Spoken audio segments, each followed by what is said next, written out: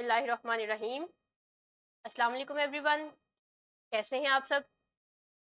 I am your instructor Maliha Yasmeen and I will make you efficient about the science edtech program 1 to 5.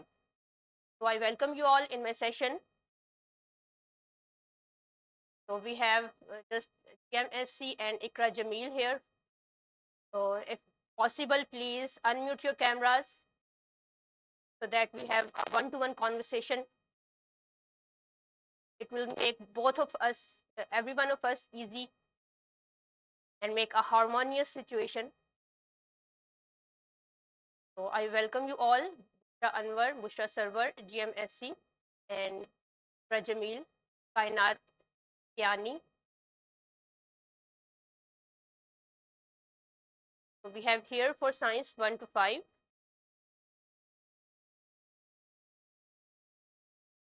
अगर आप हम proper start करने से पहले एक थोड़ा सा ब्रीफ इंट्रोडक्शन दे देते हैं कि क्या आप सब एडटेक प्रोग्राम से हैं या फिर Nawaz Sharif school of eminence से हैं, so that we may have a clear idea कि मेरे पार्टिसिपेंट्स, मेरे लिसनर्स कौन हैं, ताकि हम डायरेक्ट कन्वर्सेशन उसी मुताबिक कर सकें। तो आप में से जो लोग एडटेक प्रोग्राम के बारे में हैं, अपने कमेंट्स में, और एनएसएससी अपने कमेंट्स में अपने जो भी होस्ट है, जिस कैटेगरी से आप आ रहे हैं, आप प्लीज कमेंट्स में वो मेंशन कर दें। फैन ऑन कर।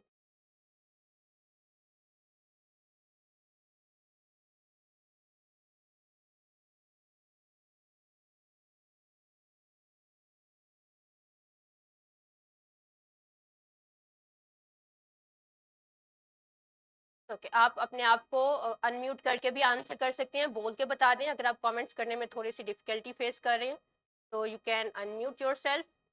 Okay, we have one participant, Natasha from NSSC Shakargarh school.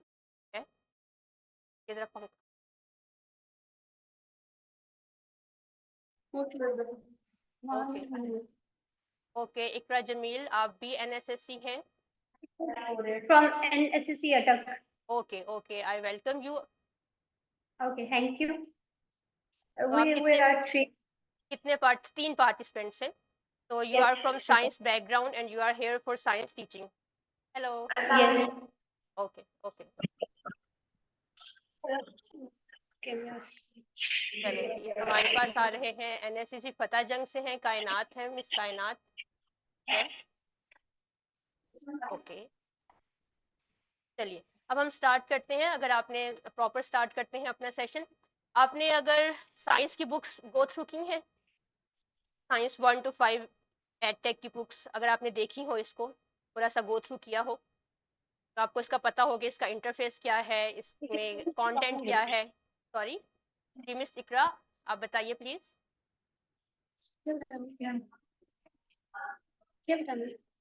Speak louder. Seen the book yet. We have not seen the book yet. Okay okay okay, I will make you सी।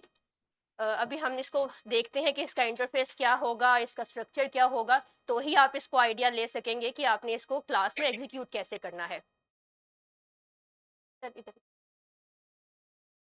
इधर।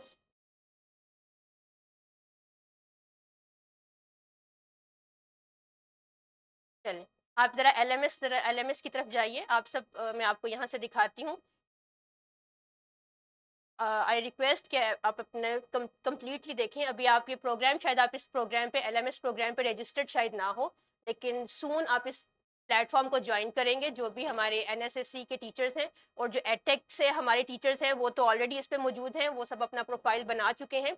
NSSC वाले teachers को थोड़ा सा wait करना होगा कि वो इस पे अपना प्रोफाइल बनाए। खैर, जब टीचर्स अपना इस पे प्रोफाइल सेट कर लेंगे, तो आपके पास कुछ इस तरह का इंटरफेस आएगा इस प्रोग्राम पे।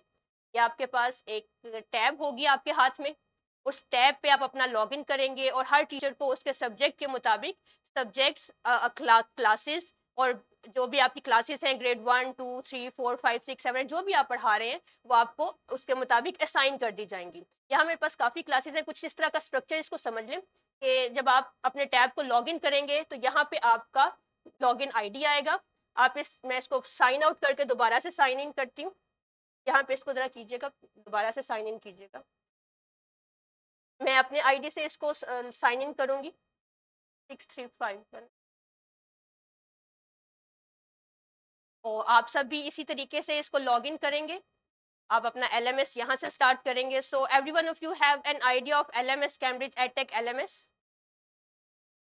है ना आपको आइडिया? जो अभी आपने प्रीवियस ट्रेनिंग्स ली थी उसमें आपको इसी के बारे में बताया गया होगा। तो यहाँ से हम अपना लॉगिन करेंगे और आपके पास आएगा एकेडमिक मटेरियल, ठीक है। इस एकेडमिक मटेरियल को जब आप क्लिक करेंगे तो आपके पास कुछ इस तरह का एक पेज आएगा। इसमें आपके पास, मेरे पास है इस वक्त क्लास 1 2 3, सॉरी प्लीज बोलिएगा। Management system. हाँ, लर्निंग मैनेजमेंट सिस्टम। तो आपको कैम्ब्रिज का जो लर्निंग मैनेजमेंट सिस्टम है उसका तो आइडिया है ना इसमें, कि जो आपको टैब और LED जब आप क्लास में जाएंगे तो आपके पास जो LED हो। ओके ओके ओके, यानी मैं सही ट्रैक पे जा रही हूँ इस वक्त। आपको इन सब चीजों का पहले से आइडिया है कि आप कैसे यहाँ पे लॉग इन करेंगे और आएंगे, है ना? Yes. ओके, चलिए यहाँ पे आपके ओके नो हाउ है बेसिक। यहाँ हमारे पास बेसिक नो हाउ है हमारे पार्टिसिपेंट के पास, और ये बहुत अच्छी बात है। चलिए, मेरे पास इस वक्त क्लास 1 to 7 तक है, लेकिन आपके पास वो क्लासेस होंगी जो आपको असाइन की जाएंगी। कोई टीचर क्लास 1 में होगा, कोई 2 में होगा, 3 में होगा, 4 में होगा, जो भी होगा उसके मुताबिक आपके पास यहाँ क्लासेस आएंगी। मैं यहाँ पे, ये बुक्स है असल में, ये क्लास 1 की आपकी मेरे पास बुक्स है। और जब मैं इसमें एक्सप्लोर करूंगी तो एक्सप्लोर में मेरे पास साइंस आएगी, क्योंकि हम यहाँ साइंस के लिए हैं तो हम सिर्फ साइंस ही डिस्कस करेंगे। अब साइंस को जब आप सिलेक्ट करेंगे, बुक देखेंगे आप इसकी, तो आपके पास उसके कंटेंट्स आ जाएंगे लिखे हुए। सबसे पहले आएगा आपके पास कवर पेज और ईयरली प्लानर क्या है। फिर आएगा आपके पास माय बॉडी, उसका चैप्टर 1, देन चैप्टर 2 3 4 और 5। साइंस 1 में इस वक्त 5 चैप्टर्स हैं और वो 1 by 1 आपके पास आएंगे। फिर आप क्लिक करेंगे, सबसे पहले हम देखते हैं कि कवर पेज इसका कैसा है। सिलेक्ट चैप्टर, एडटेक बुक्स और वर्कशीट्स को अभी आप फिलहाल इग्नोर कर देंगे और एडटेक बुक्स को आप देखेंगे। एडटेक बुक्स में जब हम कवर पेज सिलेक्ट करेंगे तो ये है बेसिकली आपका साइंस 1 का कवर पेज, जिससे आपको आइडिया होगा कि ये बुक असल में क्या है। तो थोड़ा सा नैरो डाउन कीजिए ताकि सब इसको देख लें। अगर आपके पास इस वक्त फैसिलिटी है कि आप इसको गो थ्रू कर लें तो काइंडली मेरे साथ आप इसको ओपन कीजिए अपने अपने टैब्स पे और इसको गो थ्रू कीजिए, ताकि आपको आइडिया हो जाए कि साइंस 1 का पेज कैसा दिखाई दे रहा है।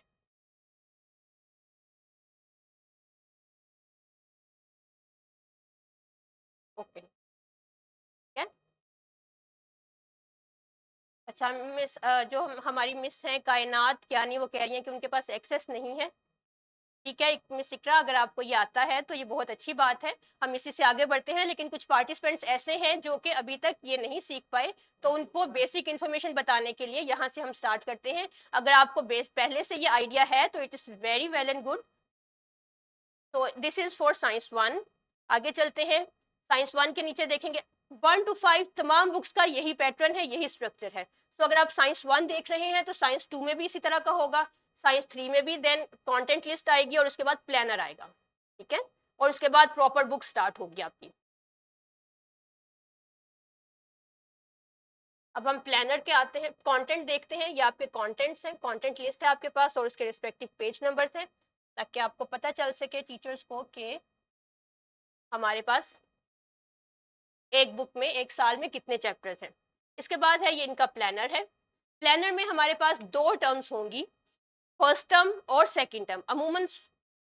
अमूमन स्कूल में ये होता है कि 3 टर्म्स होती हैं, एक छुट्टियों से पहले, एक उसके बाद सितंबर अक्टूबर नवंबर तक, और फिर आफ्टर जो हमारी सेकंड टर्म होती है वो फाइनल, उसमें फाइनल एग्जाम्स होते हैं। लेकिन एडटेक प्रोग्राम में हमारे पास 2 टर्म्स होंगी, फर्स्ट टर्म और सेकंड टर्म।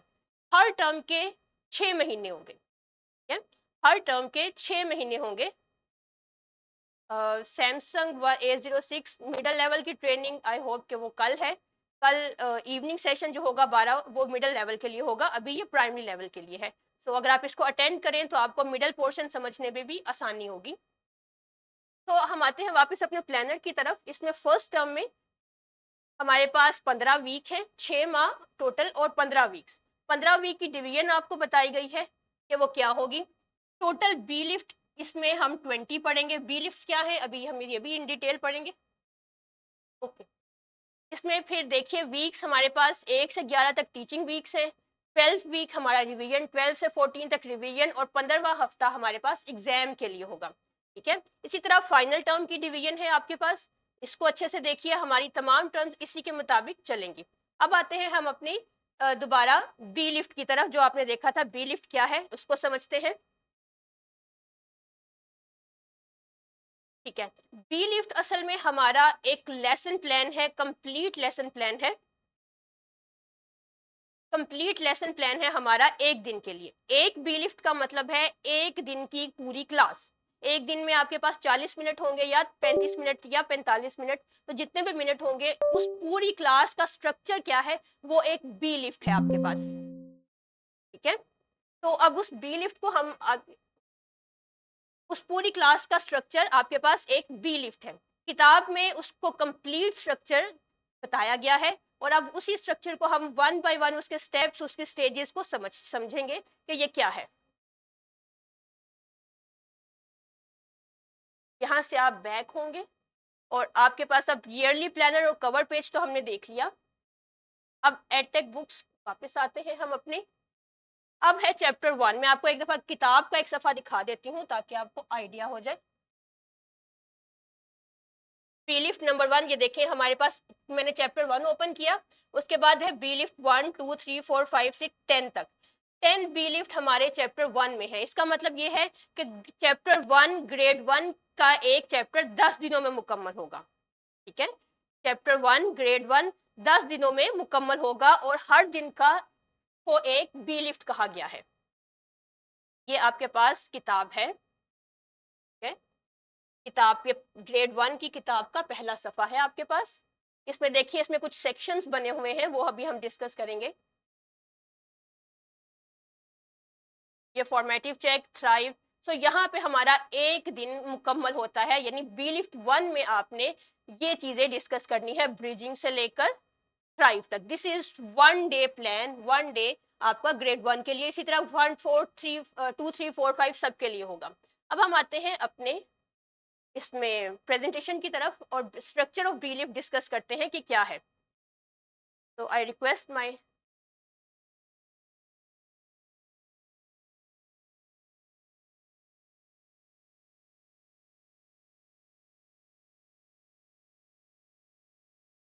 अब इस चलें थोड़ा सा आगे देख कर लें।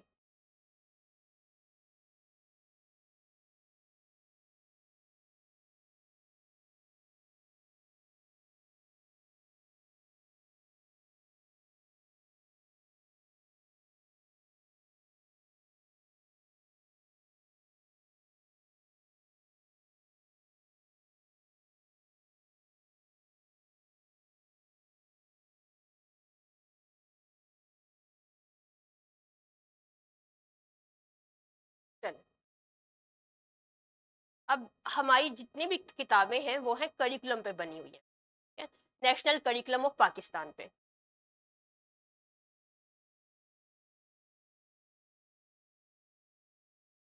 नेशनल करिकुलम ऑफ पाकिस्तान, हो सकता है आप सब इससे फेमिलियर हो, और बहुत से ऐसे भी होंगे जो इससे फेमिलियर नहीं भी होंगे। तो थोड़ा सा आइडिया ले लेते हैं कि नेशनल करिकुलम क्या है।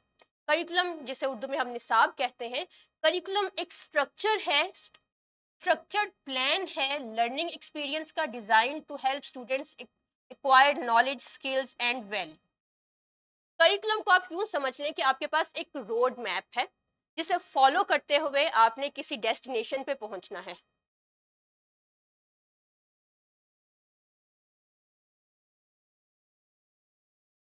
ओके, यहाँ पे मुझे एक थोड़ी सी इंफॉर्मेशन मिली है कि क्या आप सब साइंस के लिए हैं या आपके सब्जेक्ट्स डिफरेंट हैं।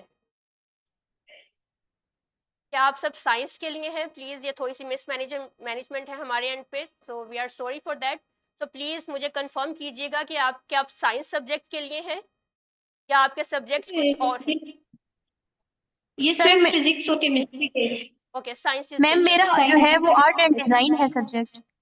महानूर फ्रॉम पिंडी खेब। ओके महानूर, आपका आर्ट एंड साइंस है, और बाकी क्या आप लोग art and design. Art and design. Okay okay okay miss Noor, thank you. अगर यहाँ पे कुछ पार्टिसिपेंट्स उर्दू के लिए हैं तो वो मुझे बता दें, जियो हिस्ट्री के लिए हैं तो वो मुझे बता दें, ताकि हम उनको रिस्पेक्टिव लिंक की तरफ डायरेक्ट कर सकें। अगर यहाँ पे कोई जियो हिस्ट्री के पार्टिसिपेंट्स या उर्दू के पार्टिसिपेंट्स हैं तो प्लीज वो मुझे बताइए।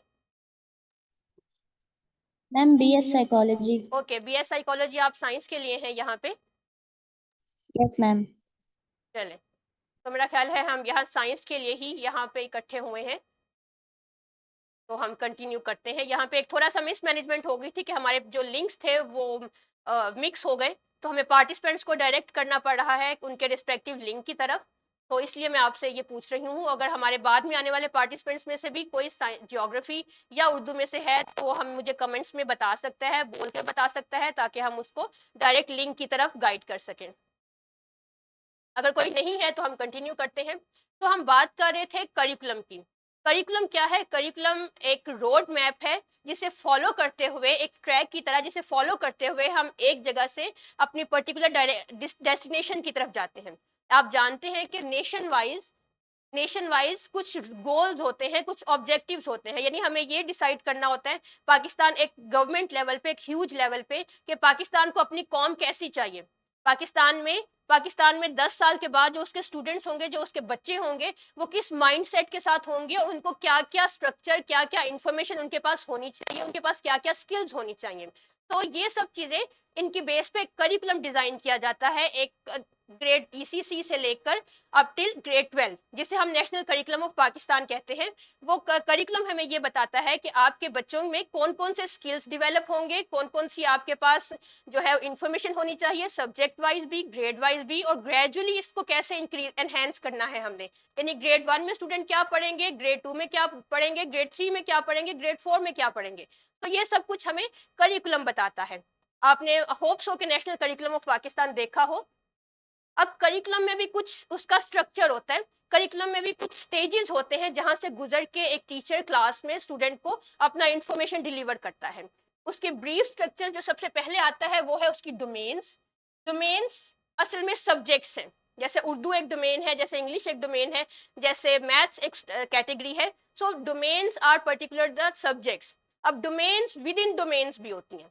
जैसे साइंस के सब्जेक्ट में कुछ स्टूडेंट्स बायोलॉजी के लिए होंगे, एक डोमेन बायोलॉजी है। साइंस के सब्जेक्ट में एक डोमेन, सब डोमेन कह लें इसे, एक डोमेन उसकी केमिस्ट्री है, एक डोमेन उसकी फिजिक्स है, एक डोमेन उसकी अर्थ एंड जियोलॉजिकल साइंसेस है। सो ये सब डोमेन्स विद इन डोमेन्स है।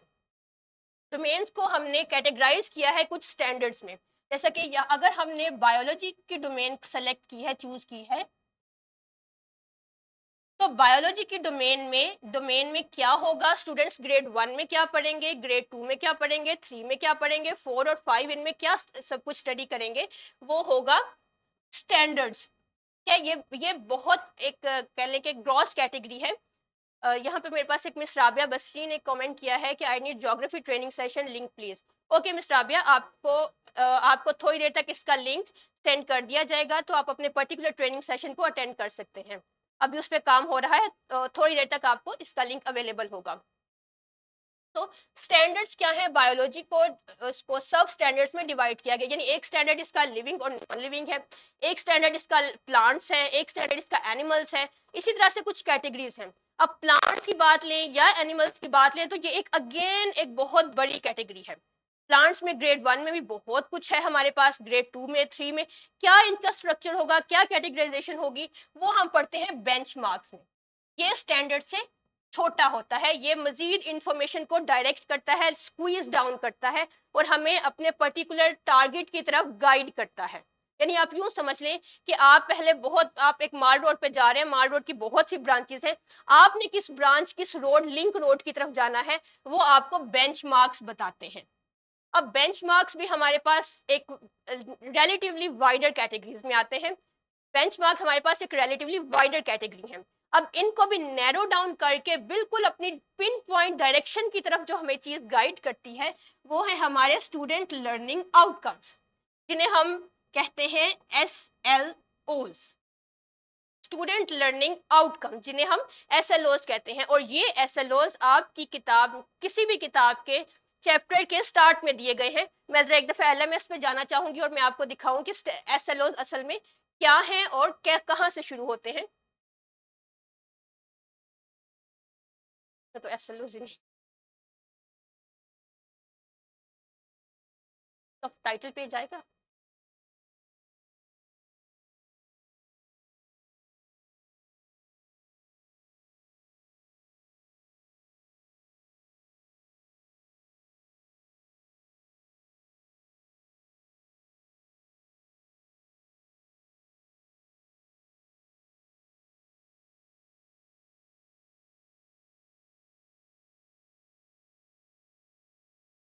मैं यहाँ पे मेरे पास इस वक्त अवेलेबल नहीं है।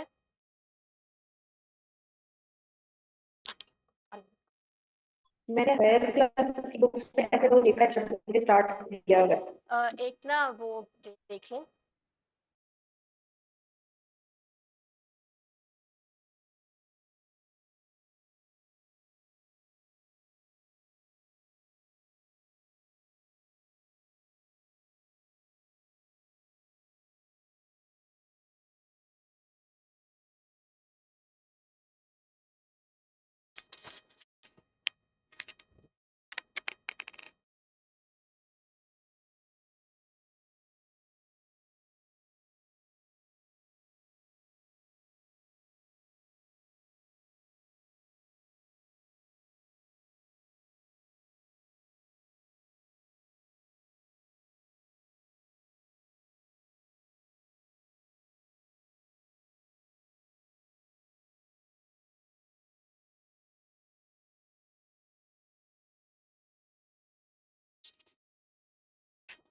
तो sorry for interruption.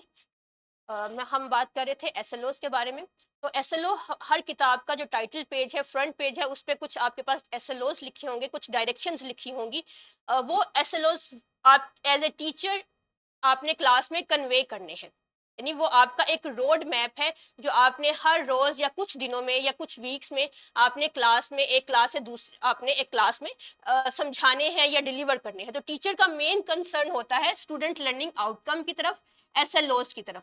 Teacher as a teacher एक आपको एसएलओस को समझना और उस पर ग्रिप करना बहुत जरूरी है।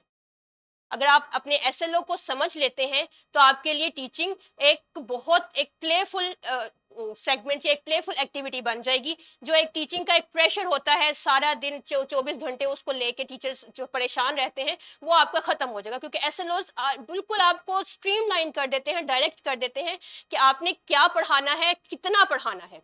क्या सिर्फ क्या पढ़ाना है जरूरी नहीं है, बल्कि कितना पढ़ाना है, आपने subject wise, grade wise, age wise क्या कुछ डिलीवर करना है, वो सब कुछ भी आपको एसएलओस बताते हैं। अब थोड़ा सा करिकुलम को देख लेते हैं। ग्रेड 1 to 5 में क्या है। इसमें ग्रेड 1 अप टिल 5 तक करिकुलम की दो डिवीजन होती हैं। एक को हम कहते हैं जनरल नॉलेज 1 to 3। अब जनरल नॉलेज 1 to 3 जो है वो अगेन दो सेक्शंस में हमारे पास डिवाइड होता है। एक है साइंस और एक है सोशल स्टडीज। सोशल स्टडीज इसके लिए आप ज्योग्राफी और जो सोशल स्टडीज की क्लास है वो आप उसमें ट्रेनिंग लेंगे। यहाँ पे हम बात करेंगे जनरल नॉलेज सिर्फ साइंस के लिए। याद रखिए साइंस 1 to 3 अकेला नहीं है, बल्कि ये जनरल नॉलेज है। एक एनवायरमेंट बेस्ड या एक जो रिसेंट आपके सराउंडिंग है उसमें जो साइंस इस्तेमाल होगी, सिर्फ ये उसके कॉन्सेप्ट हैं, यानी जनरल साइंस के कॉन्सेप्ट हैं, ये पर्टिकुलर साइंस नहीं है। इसके बाद आती है science as a pure subject और ये होगी जाएगी हमारी 6 to 8 तक। 8 के बाद आपको पता है कि फिर वो क्लियर डिवीजन हो जाती है सब्जेक्ट वाइज, केमिस्ट्री, बायोलॉजी और फिजिक्स में। लेकिन जनरल साइंस आपकी होगी 6 to 8 तक। हम यहाँ पे साइंस 1 to 3 और साइंस 6 to 8 तक बात करेंगे, क्योंकि हमारा करिकुलम इसी के मुताबिक डेवलप किया गया है। अब एसएलओ पे दोबारा आते हैं। एसएलओ क्या है, दोबारा हम इसको डिस्कस कर लेते हैं। A statement that describe what students are expected to know, understand or be able to do after completing a course, lesson, learning experience, whatever। अब एसएलओ क्या है, एक लर्निंग एक्सपीरियंस या एक डायरेक्शन है कि एक क्लास के बाद या एक सेगमेंट के बाद एक पर्टिकुलर टाइम के बाद स्टूडेंट ने साइंस में क्या सीखना है। एक कॉन्सेप्ट की बात करते हैं कि एक कॉन्सेप्ट है हमारे पास लिविंग थिंग्स। तो लिविंग थिंग्स में स्टूडेंट ने ग्रेड 1 में क्या पढ़ना है और कितना पढ़ना है। एक कॉन्सेप्ट है हमारे पास मैटर। मैटर को ग्रेड 1 में किस तरह से इंट्रोड्यूस करना है और कितना करना है, ये हमें हमारे एसएलओस बताते हैं।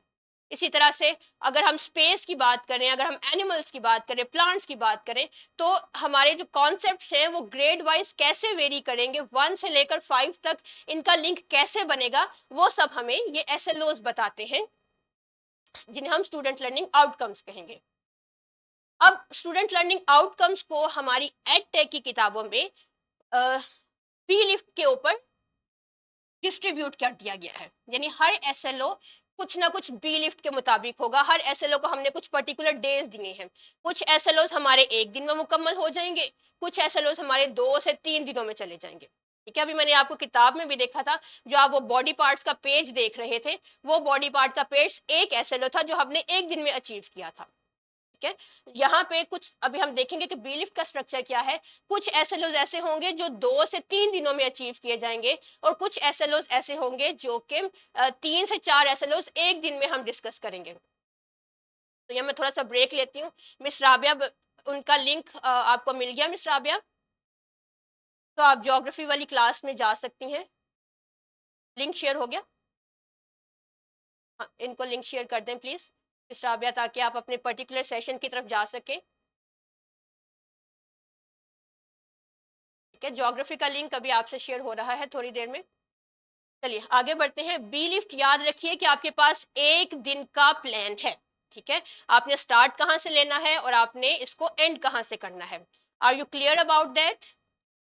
नो प्रॉब्लम थे। Welcome miss Rabia. अब मुझे बताइएगा कि मेरे तमाम पार्टिसिपेंट्स क्या यहाँ तक क्लियर हैं कि SLO क्या है और बी लिफ्ट क्या है? अगर यस तो प्लीज आप अपना थम्स अप कीजिए, या कमेंट्स में बताइए, या बोल के बताइए मुझे। ओके सादिया मलिक, आप क्लियर हैं, it's very good. Shazia Batool, thank you thank you thank you everyone, आप सब क्लियर है SLOs क्या है और बी लिफ्ट क्या है। Now we are moving forward to the structure, particular structure of B lift. B lift में सबसे पहले क्या है? ब्रिज है। B lift here stands for bridging. What is bridging? ये आप मुझे बताइएगा कि आपके पास ये एक विजुअल है, विजुअल में एक पजल को ब्रिज किया जा रहा है। एक तरफ है 1 और एक तरफ है 5। सो अगर हम कहते हैं दिस इज द ब्रिजिंग, तो इसमें 1 और 5 नंबर्स क्या है, ये मुझे आप बताइएगा। Bridging, what do you understand by bridging? तो ब्रिजिंग मीन, इसमें आप एग्जांपल 1 और 5 की ले सकते हैं। जी बताइएगा प्लीज। मैम, दो चीजों को कनेक्ट करना, अगर हम अपनी प्रीवियस नॉलेज को, अगर अब जो अभी हम पढ़ रहे हैं उससे कनेक्ट करना।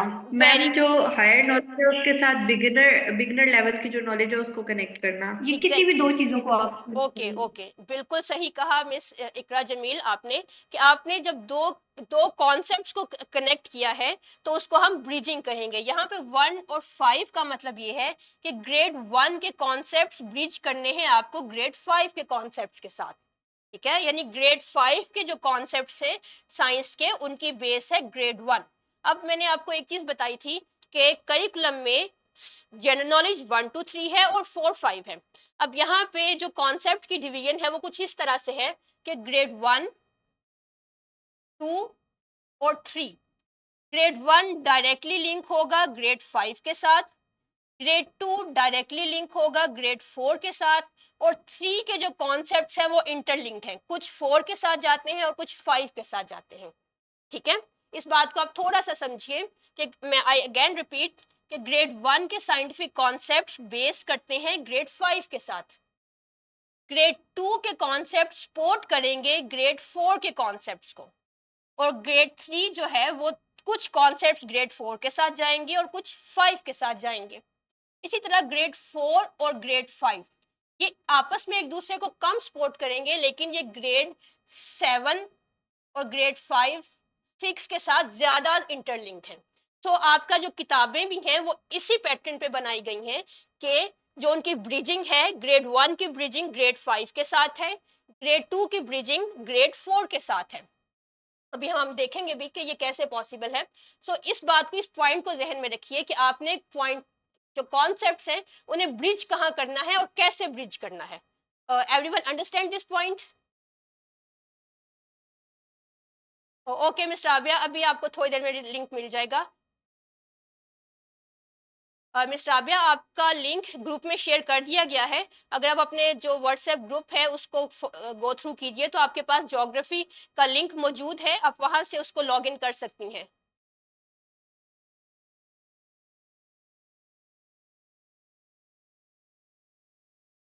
ठीक है सादिया, आपको ये पॉइंट क्लियर है।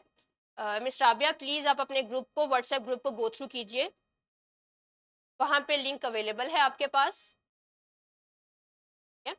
हम आगे बढ़ते हैं। ब्रिजिंग पता चल गया आपको कि कॉन्सेप्ट है ग्रेड 1 से ग्रेड 5 की तरफ, एक एग्जांपल के तौर पे, यानी आपने अपने हर कॉन्सेप्ट को प्रीवियस ग्रेड के कॉन्सेप्ट्स के साथ लिंक करना है। ठीक है, अब यहाँ पे क्वेश्चन है कि ग्रेड 1 के कॉन्सेप्ट्स किसके साथ लिंक करते हैं? वो भी कोई हवा से तो नहीं ना आते कि ग्रेड 1 के स्टूडेंट्स पढ़ के आते हैं ECCE, वो अपने एनवायरनमेंट को बहुत अर्ली स्टेज से ऑब्जर्व कर रहे होते हैं। तो ग्रेड 1 के जो कॉन्सेप्ट्स हैं वो बेस करते हैं ECCE, अर्ली चाइल्डहुड डेवलपमेंट, यानी PG KG नर्सरी वगैरह पे। अच्छा, next is L। L stands for learning outcome, जिसे हमने पढ़ा कि वो स्टूडेंट लर्निंग आउटकम है। तो L इज लर्निंग आउटकम और स्टूडेंट लर्निंग आउटकम। ये देखिए यहाँ पे अभी हम वो ब्रिजिंग वाला कॉन्सेप्ट समझते हैं कि ब्रिजिंग असल में हम क्या बात कर रहे हैं। ग्रेड 1 के ये करिकुलम का एक सेगमेंट है, करिकुलम का एक पेज मैंने आपके लिए रखा है ताकि हम इसको समझ सकें। ग्रेड 1 में एक SLO है, ये आपके पास SLOs हैं, ये एक SLO है, ये दूसरा, तीसरा, चौथा। इसी तरह ये ग्रेड 5 के SLOs हैं। अच्छा, अब ग्रेड 1 में स्टूडेंट्स ये समझते हैं कि name and identify through labelling major body parts of human body, then identify the functions of various body parts, name 5 senses. यहां तक आके बॉडी पार्ट्स जो आपका फर्स्ट चैप्टर था ग्रेड 1 का वो कंप्लीट हो जाता है, बॉडी पार्ट्स।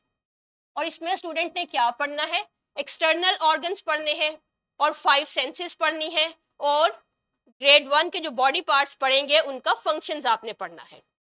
अब इसकी ब्रिजिंग किसके साथ है, कैसे ये लिंक है ग्रेड 5 के साथ? ये जो तमाम ग्रेड 1 में ऑर्गन्स थे वो एक्सटर्नल बॉडी पार्ट्स थे। एक्सटर्नल बॉडी पार्ट्स के बारे में ग्रेड 1 में पढ़ेंगे, और ग्रेड 5 में ये शिफ्ट हो जाता है इंटरनल बॉडी पार्ट्स की तरफ।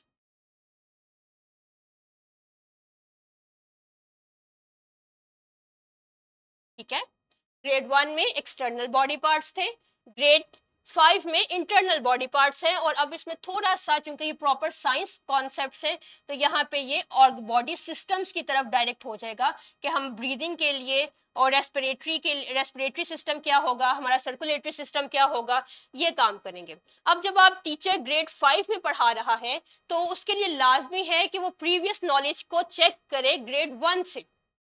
ग्रेड 1 में जब आप जाएंगे तो आपने अपने नॉलेज को ग्रेड 4 के नॉलेज से चेक नहीं करना। स्टूडेंट का नॉलेज ग्रेड 1 के कॉन्सेप्ट से चेक करना है आपने कि 1 में उसने जो बॉडी पार्ट्स पढ़े थे, क्या वो उसको उसकी नो हाउ 5 सेंसेस की इंफॉर्मेशन उसका इंट्रोडक्शन अच्छे से आ गया है, 5 सेंसेस के नाम, उनके काम, क्या ये सब उसको पता है? ये देखिए यहाँ पे ग्रेड 1 में वो है functions of major body parts, और इसके मुकाबले में ग्रेड 5 में है आपके पास ऑर्गन सिस्टम या बॉडी सिस्टम्स। अगर वो इन फंक्शंस को पढ़ सकेगा, इन फंक्शंस के बारे में नोहा होगी, तो ही वो इसके कॉन्सेप्ट को समझ सकेगा। अगर ग्रेड 1 में थोड़ी डेफिशिएंसी रह जाती है तो ग्रेड 5 के कॉन्सेप्ट्स को पूरी तरह से ग्रैस्प नहीं किया गया। तो आपके ब्रिजिंग का जो सेक्शन है, जो आपकी किताब के ऊपर दिया गया होगा, वो भी कुछ इसी तरह से है। ये देखिए, ये ग्रेड 1 है, ग्रेड 1 है ये।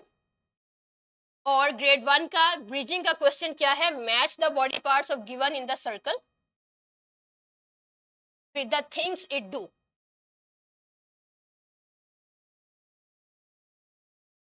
ये ECC से कॉन्सेप्ट आया है कि आपने देखना है कि ये जो हाथ है ये क्या कर सकता है, क्या ये चलने में मदद करता है या फिर ये लिखने में मदद करता है। ये ग्रेड 1 को हमने कनेक्ट किया ECCE के साथ। और ग्रेड 5 में इसकी ब्रिजिंग कैसे बनेगी? ग्रेड 5 में आपने जो प्रीवियस नॉलेज चेक करना है, जो आपका फर्स्ट पार्ट है बी लिफ्ट का, दैट इज ब्रिजिंग। ब्रिजिंग में आपने ये चेक करना है कि मूविंग के लिए कौन से ऑर्गन्स इस्तेमाल करते हैं स्टूडेंट्स? बच्चे या कोई भी, और ईटिंग में आपके कौन से बॉडी पार्ट्स यूज होते हैं। सो ग्रेड 5 का स्टूडेंट ग्रेड 1 के इन कॉन्सेप्ट्स को इजीली आंसर कर सकता है। इसके बाद आप आगे फॉरवर्ड मूव करेंगे, ठीक है। लेकिन अगर यहाँ पे ये तो बहुत सिंपल था, लेकिन आगे बहुत से ऐसे कॉन्सेप्ट आएंगे जो थोड़े से कॉम्प्लिकेटेड होंगे, तो आपको आइडिया हो जाएगा कि स्टूडेंट ने प्रीवियस ग्रेड में कितना अच्छा पढ़ा है और कितना उसमें उसमें कमी आ गई है, कितना रह गया है। So this is the purpose of bridging, or this is how we link our SLOs with previous grade and develop the bridging concept. ये आपके पास ग्रेड 2, जैसे मैंने पहले कहा था, ग्रेड 2 लिंक्ड है ग्रेड 4 के कॉन्सेप्ट्स के साथ। तो हम एक एग्जांपल ले लेते हैं कि ग्रेड 2 में आपने क्या पढ़ना है। ग्रेड 2 में एक एग्जांपल के तौर पे हमारे पास SLO है, major body parts of plant. पहले हमने ग्रेड 1 में क्या पढ़ा था, ह्यूमंस के बारे में, और ग्रेड 2 में है ये प्लांट्स के बारे में, उनके फंक्शंस क्या हैं सॉरी, और प्लांट्स की लीव्स की शेप्स क्या है, रूट्स का फंक्शन क्या है। So this is how. और ग्रेड 4 में क्या पढ़ेंगे कि प्लांट्स जो हैं वो अपने फंक्शंस परफॉर्म कैसे करते हैं ब्रीदिंग के लिए, और रिप्रोडक्शन कैसे करते हैं। ये तमाम कॉन्सेप्ट्स आप ग्रेड 4 में पढ़ेंगे। और इनकी किताब में रिप्रेजेंटेशन कैसे है वो देख लेते हैं। ये आपके पास है ग्रेड 2, ये आपके पास है ग्रेड 2 की बुक, जिसमें एक SL ये जो प्लांट्स हैं, प्लांट की आइडेंटिफिकेशन के बारे में है। और सॉरी ग्रेड 1, ये आपके पास ग्रेड 1 है जिसमें प्लांट का जस्ट इंट्रोडक्शन था। ग्रेड 2 में आपने पढ़ा कि इनके मेजर बॉडी पार्ट्स कौन कौन से हैं, फ्लावर, स्टेम, फ्रूट एटसेट्रा, ये पढ़ेंगे। और इसी ग्रेड 2 को डायरेक्ट लिंक करते हैं हम ग्रेड 4 के साथ। ग्रेड 2 में बॉडी पार्ट्स और ग्रेड 4 में इनका इन डिटेल फंक्शन। यहाँ पे जस्ट नाम है और उनका basic very primary very basic function है, जबकि ग्रेड 4 में इसकी एक्सटेंशन है और इनके फंक्शन को थोड़ा सा इलेबोरेट करके डिस्कस किया गया है। अब ग्रेड 4 के बाद जब आप ग्रेड 7 में जाएंगे तो आप इनका इंटरनल स्ट्रक्चर स्टडी करेंगे ऑफ दीज पार्ट्स। तो आपने देखा कि किस खूबसूरती से एक कॉन्सेप्ट को दूसरे कॉन्सेप्ट के साथ लिंक किया गया है, स्टेप बाय स्टेप अरेंज किया गया है। अगर आपकी डेफिशिएंसी ग्रेड 2 में रह जाती है तो आप ग्रेड 4 के कॉन्सेप्ट को ग्रैस्प नहीं कर पाते इजीली। आपको इसके लिए कुछ एक्स्ट्रा एफर्ट्स क्रिएट करना पड़ती है। आपने अक्सर देखा होगा कि स्टूडेंट कहते, आपके टीचर्स अक्सर कंप्लेन करते हैं कि ग्रेड 4 में तो मेरे पास बच्चों को तो ये बेसिक चीजें ही नहीं पता होती। ऐसा है ना, आप सब टीचर्स रह चुके हैं या करते हैं टीचिंग, तो आपको ये एक बहुत बड़ा प्रॉब्लम फेस अक्सर करते हैं कि हमारे बच्चे 5 में आ गए हैं लेकिन अभी तक उनको बेसिक बातें ही नहीं पता। तो वो इसीलिए होता है कि वो जो उनकी पहले जो बेस नॉलेज होता है उनका वो कमजोर होता है, वहां पे डेफिशिएंसी रह जाती है। तो जो हमारी एग्जिस्टिंग क्लास है वहां परफॉर्मेंस हमारी डाउन हो जाती है, वहां पे हम इतने अच्छे से परफॉर्म नहीं कर पाते। इसको कैसे डील करना है अगर आपके पास ये सिचुएशन आए, तो यहाँ पे भी हम इस पे भी बात करेंगे कि अगर ग्रेड 2 में वीक रह गया है और वो बच्चा ग्रेड 4 तक प्रमोट हो गया है तो आपने उसको कैसे चैनलाइज करना है और कैसे उसका सोल्यूशन रखना है, ठीक है। इस पे भी हम अभी बात करेंगे। फिलहाल हम देखते हैं कि इनके ब्रिजिंग कैसे होगी।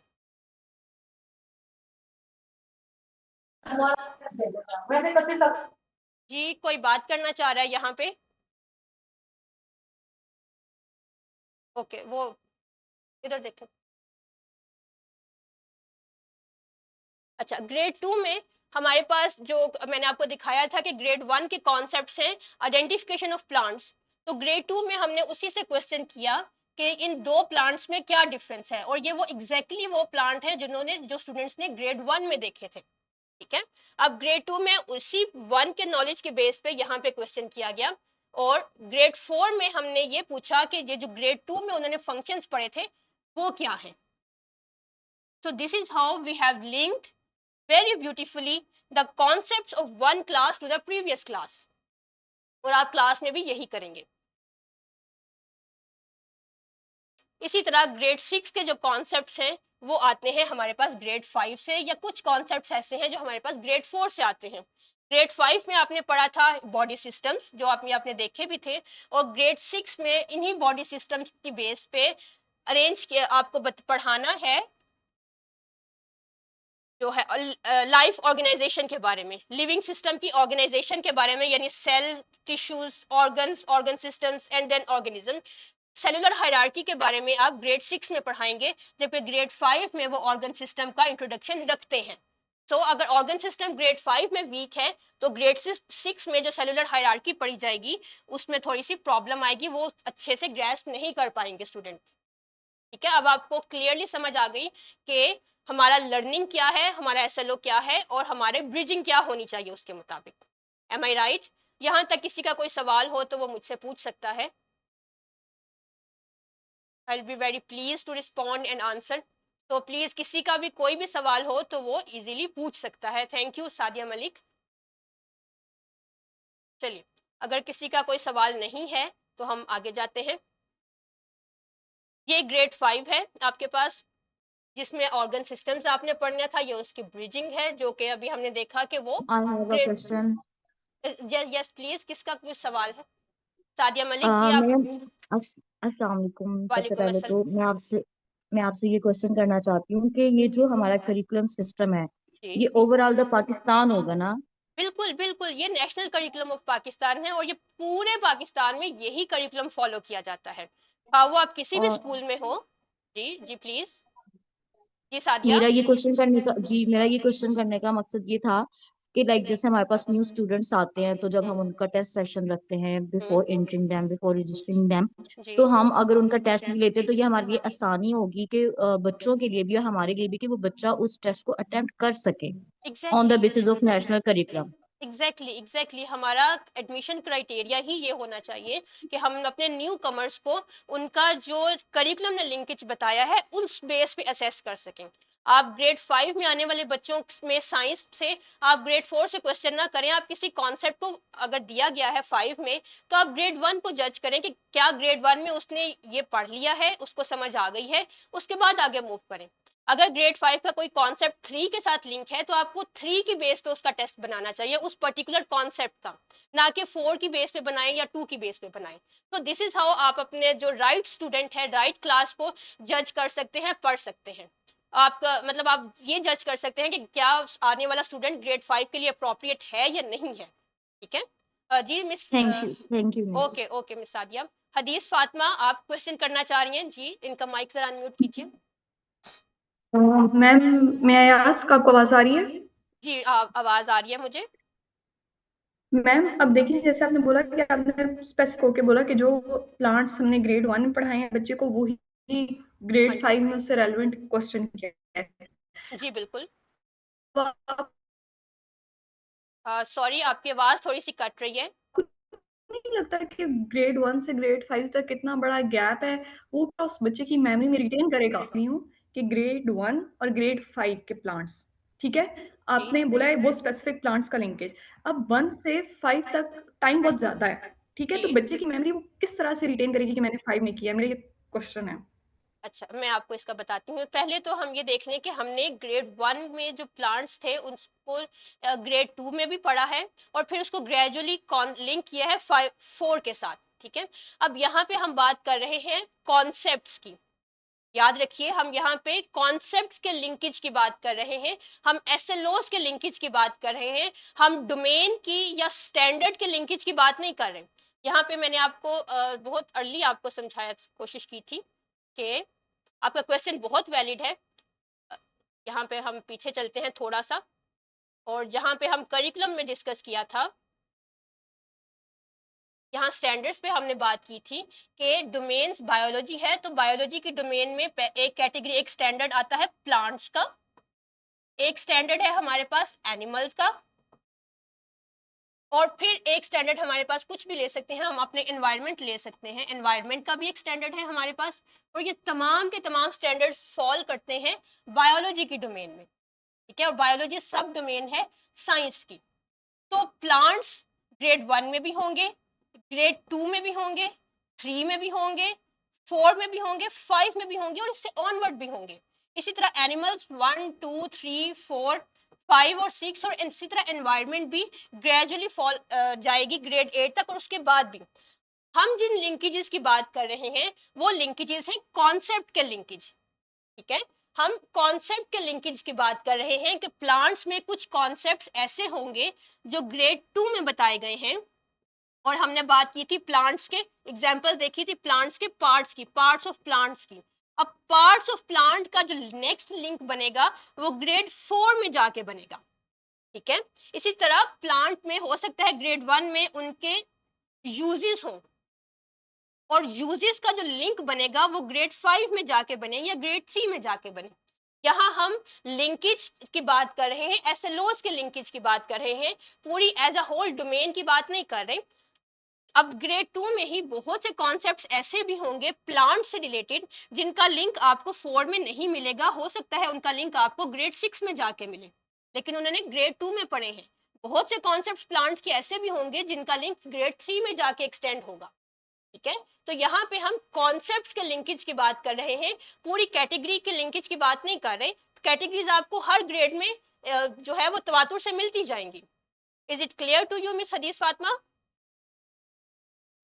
मैम ये पॉइंट में आपका उसी टाइम मुझे क्लियर हो गया था, और अभी भी मतलब मुझे ये पॉइंट क्लियर है कि हमने कॉन्सेप्ट्स को लिंक करना है। जैसे अगर हम बॉडी पार्ट्स बताए हैं तो नेक्स्ट क्लास में हम बॉडी पार्ट के फंक्शंस को डिस्कस करेंगे, फिर जी उससे नेक्स्ट में कैसे फंक्शन और पार्ट जो है रिलेट करते हैं। जी जी आप यही कहना चाह रही है ना? जी लेकिन बिल्कुल। मेरा जो आपने ना एक स्पेसिफिक बात बोली है कि वो ये जो टाइप ऑफ प्लांट है ये बच्चे ने 1 क्लास में पढ़े हैं, ठीक है, बीच में उसने यूजेस या कोई और कॉन्सेप्ट पढ़ा है, फिर जाके हम उसी प्लांट के यूजेस और उसको डिस्कस कर रहे हैं। तो मेरा ये क्वेश्चन है कि मतलब ये ऐसा होता है, मैंने खुद भी बचपन में ऐसे ही पढ़ा है कि 1 क्लास का आपको याद रहता है 5 क्लास तक। उस जी रिटेंशन को हम कैसे पॉसिबल करें, उस मेमोरी को, कि उनके अंदर वो कॉन्सेप्ट रहे कि हाँ हमने ये 1 में पढ़ा है। इसके 2 तरीके होते हैं। इसके मैं आपको प्लांट से ही समझाती हूँ। इसके 2 तरीके होते हैं, ठीक है। यहाँ पे ये जो था हमारे पास ये ग्रेड 1 था, या इसमें था आइडेंटिफिकेशन ऑफ प्लांट्स के स्टूडेंट ये बता सके कि उसके इर्द गिर्द में कौन से प्लांट्स हैं, ठीक है। ग्रेड 2 में आ गया प्लांट्स के पार्ट्स पे। अब और आगे ये चला जाएगा 4 क्लास में प्लांट्स के पार्ट्स की उनके फंक्शंस की एक्सटेंशन पे। तो आपका ये कहने का मतलब है कि 4 तक या 5 तक जाके ग्रेड 1 में कैसे उसे याद रहेगा, ऐसा यही बात है ना आपकी हदीस? क्या आप यही बात करना यस चाहते हैं? मैम। ओके। तो अब देखिए यस। अगर हम ओके ओके हम ये कह रहे हैं कि प्लांट्स के जो मेजर आइडेंटिफिकेशन है या मेजर उसके इर्द गिर्द पाए जाने वाले प्लांट्स हैं वो पढ़ने हैं ग्रेड 1 में। अब जब आप ग्रेड 2 में आपने फंक्शंस पढ़ाए हैं तो अल्टीमेटली वो फंक्शंस आपने डिफरेंट प्लांट्स को सामने रख के समझाने हैं, ठीक है। आपने मेरे सामने एक टोमेटो प्लांट की एग्जांपल है, तो टोमेटो प्लांट में भी और मे नॉट भी मैंने ग्रेड 1 में डिस्कस किया हो। आप एग्जाम्पल क्लास में पढ़ाते हुए रोज प्लांट की ले सकते हैं जिसको दिखा कि आपने प्लांट्स के फंक्शंस बताने हैं, तो रोज प्लांट्स कहीं ना कहीं उसकी में ग्रेड 1 में रिपीट पहले से आ चुका है, ठीक है। तो इस तरह से जो हमारे कॉन्सेप्ट हम डायरेक्ट तो हम उसको लिंक नहीं करते, लेकिन हम वही कॉन्सेप्ट्स को, वही एग्जांपल्स, वही बताई जाने वाली चीजों को इस्तेमाल करके हम अपना नेक्स्ट कॉन्सेप्ट उसके ऊपर बेस करते हैं। यहाँ पे एक एग्जांपल है कि हमारे इर्द गिर्द प्लांट्स क्या एक जैसे होते हैं या क्या एक जैसे नहीं होते। तो आप मुझे बताइए कि जब वो प्लांट्स के पार्ट्स पढ़ेगा तो क्या उसका ये कॉन्सेप्ट रिवाइज नहीं होगा कि प्लांट्स आर डिफरेंट और नॉट डिफरेंट? होगा ना रिवाइज, ठीक है। तो इनडायरेक्टली जो आपके 1 के कॉन्सेप्ट्स हैं या 2 के कॉन्सेप्ट्स हैं वो इस तरह से रिवीजन में आ जाते हैं, डायरेक्टली नहीं लेकिन इनडायरेक्टली तरीके से आपकी रिवीजन में आते हैं। और उसके साथ साथ फिर जब आप एक्टिविटीज परफॉर्म करते हैं तो वही सारे कॉन्सेप्ट जिसको हम डायरेक्टली लिंक नहीं कर रहे वो इनडायरेक्टली हमारे लिंक हो जाते हैं। तो वो जो रिटेंशन गैप है स्टूडेंट का कि इतनी देर अगर बच्चा एक कॉन्सेप्ट नहीं पढ़ेगा तो माइट पॉसिबल कि उसे भूल जाए, वो बहुत कम चांसेस होते हैं। हमने यहाँ पे टेस्ट भी किया है कि अगर हम इस तरीके से चलते हैं तो हमारी जो जो गैप आ जाता है, रिटेंशन का गैप आता है, वो मिनिमाइज हो जाता है। बहुत कम, तकरीबन 5 से 7% स्टूडेंट्स ऐसे होते हैं जिन्हें अपना कॉन्सेप्ट पीछे से भूल चुका होता है। लेकिन अगर स्टूडेंट ने अच्छे से कॉन्सेप्ट ग्रैस्प किया है तो वो उसके माइंड में रिटेंशन रहती है उसकी, क्योंकि फ्रीक्वेंटली डिफरेंट एक्टिविटीज के थ्रू इनडायरेक्टली वही कॉन्सेप्ट्स आपके रिवाइज हो रहे होते हैं, ठीक है। So is it clear to you miss Hadees Fatima? तो क्या अभी भी आपकी कुछ कंफ्यूजन है या वो कुछ उसमें बेहतरी आई है?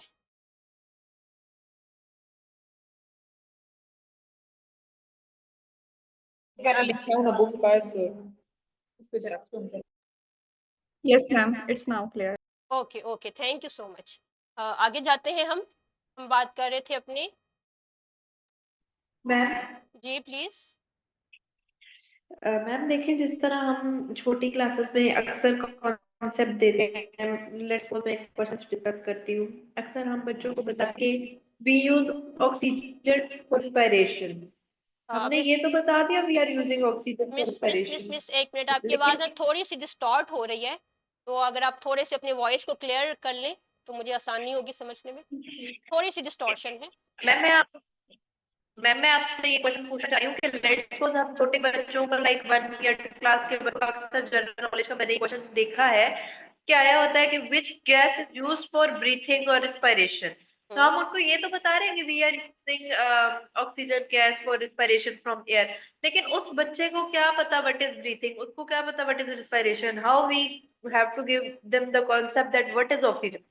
एग्जैक्टली मिस इकरा जमील, यही वो चीज है जिस पे हम काम कर रहे हैं कि हम ग्रेड 1 को सिर्फ वही बताएं जो उसके स्टूडेंट ने अभी तक समझना है या वो समझ चुका है। ठीक है, हम ग्रेड 1 में कभी भी आपको हमारी एडटेक की बुक्स में, सीएसएस की बुक्स में कभी भी आपको ग्रेड 1 2 3 में वो कॉन्सेप्ट्स नहीं मिलेंगे जिनके पीछे बेस ना हो। हर कॉन्सेप्ट, अगर हम एक लफ्ज भी इस्तेमाल कर रहे हैं, इवन अगर आप अंग्रेजी का भी एक लफ्ज इस्तेमाल कर रहे हैं, तो उस वर्ड की रूट आपको प्रीवियस ग्रेड में पीछे मिलेगी। लेकिन हमारा, आप बिल्कुल सही कह रही हैं, ये प्रैक्टिस बहुत फ्रीक्वेंट है हमारे यहाँ बहुत से स्कूल्स में। सिर्फ वो अपने आप को एक अपग्रेडेड स्कूल या एक वेल ग्रूम्ड स्कूल शो करने के लिए ये प्रैक्टिस करते हैं। ठीक है, हमारे सामने भी ऐसी बहुत सी मिसालें आती हैं, but this is absolutely wrong, this is absolutely wrong, और हम इसे पूरी तरह से निगेट करते हैं। हम हर वो कॉन्सेप्ट जो अगर किसी ग्रेड में बताएं तो उसकी बेस को हम पीछे से एक्सप्लेन कर चुके होते हैं। कभी भी आपके पास कोई ऐसा शैडो कॉन्सेप्ट, कोई आपका रैंडम कॉन्सेप्ट आपके सामने ऐसा नहीं आएगा जिसकी बेस आप पीछे बता ना सके हो, बताई ना जा चुकी हो। ठीक है, सो आपको इस बारे में बिल्कुल क्लियर रहे कि आपको कोई भी रैंडम कॉन्सेप्ट अचानक से आता हुआ नहीं मिलेगा जिसके टर्म्स आपको पीछे ना मिले। अगर आपको कोई टर्म हमारी एडटेक की बुक्स में मुश्किल लगती है, सो आप go through the previous books और just see the progression of the SLO. अगर आप एसएलओ का प्रोग्रेशन समझ लेती हैं तो आपको उस पर्टिकुलर ग्रेड में जाके उसकी कॉन्सेप्ट की समझ आ जाएगी। ठीक है, सो यहाँ पे आपको इस तरह का कोई भी सीन नहीं मिलेगा, और अगर कहीं ये प्रैक्टिस की जाती है so it must be condemned absolutely. ठीक है, is it clear miss Iqra? Okay ma'am. Okay, अब हम बात कर रहे थे ग्रेड 5 और ग्रेड 6 की। तो ग्रेड 6 में जो सेलुलर ऑर्गेनाइजेशन पढ़नी है उसकी बेस ग्रेड 5 पे है, और वो क्या है, ऑर्गन सिस्टम्स के बारे में। ठीक है, तो अगर आपने ग्रेड 5 पे स्टूडेंट ने ऑर्गन सिस्टम्स क्लियर किए हैं तो ही वो ऑर्गेनाइजेशन पढ़ सकता है, और स्टूडेंट टीचर को भी चाहिए कि वो ऑर्गेनाइजेशन को टेस्ट करने के लिए ऑर्गन सिस्टम की बात करे, ना कि वो ऑर्गेनिज्म की बात करे या वो ऑर्गन्स की बात करे। ठीक है, यहाँ पे हमारा लर्निंग आउटकम जो था वो कंप्लीट होता है। बी लिफ्ट में ये हमारी सेकंड कैटेगरी है, एल की। अब हम आते हैं आई की तरफ। आई क्या है? आई स्टैंड्स फॉर इस्लामिक पर्सपेक्टिव।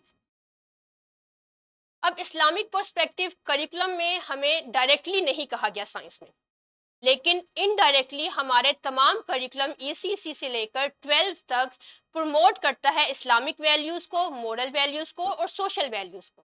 लेकिन आप देखें कि हमारे इर्द गिर्द बहुत से ऐसे स्टूडेंट्स हैं जो कि एथिकली भी और इस्लामिक पर्सपेक्टिव से भी वो बहुत वीक हैं, और वो अनएबल है लिंक करने में इस्लाम को साइंस के साथ। और इसका इम्पैक्ट क्या आता है कि जो बहुत हाई ग्रेड्स में जब यही स्टूडेंट्स एक प्रोफेशनल कैटेगरी में आते हैं, एक प्रैक्टिकल लाइफ में आते हैं, तो वो बिल्कुल एक सेपरेट चीज समझते हैं साइंस को इस्लाम से। ऐसा है, अगर आपकी ऑब्जर्वेशन में ये आया हो, क्योंकि हमारी सोसाइटी में, मेरी ऑब्जर्वेशन में तो ये बहुत ज्यादा है कि स्टूडेंट जब एक प्रोफेशनल डिग्री ले लेते हैं या एक प्रोफेशनल कैटेगरी में, प्रैक्टिकल कैटेगरी में आते हैं, तो उनके लिए साइंस और इस्लाम एक दो सेपरेट चीजें हो जाती हैं। वो साइंस इस्लाम को समझते हैं कि वो नमाज है, रोजा है, जुकात है, हज है, दैट्स इट, और साइंस को समझते हैं कि वो जस्ट एक्सपेरिमेंट है। लेकिन यहाँ हमने एक छोटी सी अटेम्प्ट की है ये प्रूफ करने की कि साइंस और जो इस्लाम है वो सेपरेट चीजें नहीं है, बल्कि साइंस ओरिजिन रखता है इस्लाम से। हमारा तमाम का तमाम साइंस, उसकी बेस हमारी इस्लाम है, जिसको हम इस्लामिक वैल्यूज हैं जिनको हम भुला चुके हैं। हमारा कुरान पाक में कोई ऐसी चीज नहीं है, साइंटिफिक चीज जो हम पढ़ा रहे हो और वो हमें कुरान पाक में ना मिले। तो इसी चीज को रिवाइव करने के लिए हमने एक कंपल्सरी एलिमेंट ऐड किया है इस्लामिक पर्सपेक्टिव का अपने बी लिफ्ट में। तो आप हमारी जो वीडियोस देखेंगे उसमें भी, और जो हम टीचर्स को ट्रेनिंग करेंगे आगे, उसमें भी टीचर्स के लिए ये कंपलसरी है कि वो अपने हर साइंटिफिक कॉन्सेप्ट को रिलेट करे, लिंक करे इस्लामिक पर्सपेक्टिव के साथ। तो यहाँ पे आई जो है वो it stand for Islamic perspective. Then comes focus. F, दो एफ है इसमें, जो पहले वाला एफ है वो स्टैंड फॉर फोकस। अब फोकस क्या है? फोकस हमारा वो मेन पार्ट है, एसएलओ का वो मेजर हिस्सा है जो आपने अचीव करना है, ठीक है। जो मेन कॉन्सेप्ट है असल में जो डिलीवर करना है टीचर ने और स्टूडेंट ने उसे अचीव करना है, वो असल में हमारा फोकस एरिया है। इस पे आपको एक वीडियो भी मिलेगी। There might be an animation, there might be a simulation link, there might be a hands on activity. तो कुछ भी हो सकता है इस फोकस को डिलीवर करने के लिए। आपको समटाइम्स यहाँ पे अगर आप अपने एलएमएस में देखेंगे तो आपको इसमें एक्स्ट्रा लिंक्स भी मिलेंगे जो आपको सपोर्ट करेंगे इस फोकस को अचीव करने के लिए। अभी वो क्या है वो भी हम अभी आगे देखते हैं। जस्ट एक अंडरस्टैंडिंग ले लें यहाँ पे कि what is focus in B lift, ठीक है। पहले था bridging, then comes learning outcome, उसके बाद इस्लामिक पर्सपेक्टिव, अब है हमारा मेन फोकस जो आपकी क्लास के 15 से 20 मिनट इसमें जाएंगे। उसके बाद है हमारे पास फॉर्मेटिव चेक, जो कि है सेकंड एफ के लिए। सेकंड एफ है हमारा फॉर्मेटिव चेक का। अब आपने क्लास में कॉन्सेप्ट को भी डिलीवर कर दिया, उसका प्रीवियस नॉलेज भी चेक हो गया, जो आपका टुडे कॉन्सेप्ट था वो भी डिलीवर हो गया। Now it's time for assessment, formative assessment. Formative assessment वो होती है जो आप क्लास में क्विज की मदद से लेते हैं। छोटा सा क्विज ले लिया, छोटा सा टेस्ट ले लिया, 1-to-1 क्वेश्चन आंसर कर लिए, वो आपका फॉर्मेटिव चेक है। अगर इस फॉर्मेटिव चेक को हम प्रॉपरली एक ऑर्गेनाइज वे में लेते हैं तो वो आपके स्टूडेंट की कॉन्सेप्ट की री इन्फोर्समेंट के लिए बहुत अच्छा साबित होता है। किसी भी तरह से अगर हम अपने कॉन्सेप्ट को अच्छे से फॉर्मेटिव चेक को डिजाइन कर लें तो हम अपने फोकस को बहुत अच्छे से डिलीवर कर सकते हैं। और फॉर्मेटिव चेक यहाँ पे आप जी प्लीज मिस इकरा, आप कुछ कह रही हैं? Ma'am my name is Mahnoor. Okay मैं ये मिस कहना महानूर, चाह रही हूँ कि इसके लिए क्या कोई वर्कशीट वगैरह होगी? मैं बताती हूँ। फॉर्मेटिव चेक का कुछ हिस्सा आपकी किताब पे होगा। There might be an oral question, जो आपको किताब में दिया गया होगा वो ओरल क्वेश्चन होगा। और इसका कुछ हिस्सा इसकी वर्कबुक पे होगा। ओके। वर्कबुक के लिए इसमें प्रॉपर क्वेश्चंस होंगे, एमसीक्यूज होंगे, शॉर्ट क्वेश्चन भी हो सकते हैं, कुछ एक्टिविटी बेस्ड क्वेश्चंस भी हो सकते हैं जिन्हें आप अगले 10-15 मिनट में स्टूडेंट क्लास में सॉल्व कर ले, ठीक है। फॉर्मेटिव चेक दो हिस्सों में होगा, वर्कबुक भी और ओरल क्वेश्चन भी। अभी हम देखेंगे भी कि ये किताब में किस तरह से है। और इसके अलावा अगर टाइम बच जाता है तो कुछ एक्स्ट्रा वर्कशीट भी होंगी। ये आपके पास वर्कबुक का हिस्सा है और ये किताब का। Next comes thrive. जरा इससे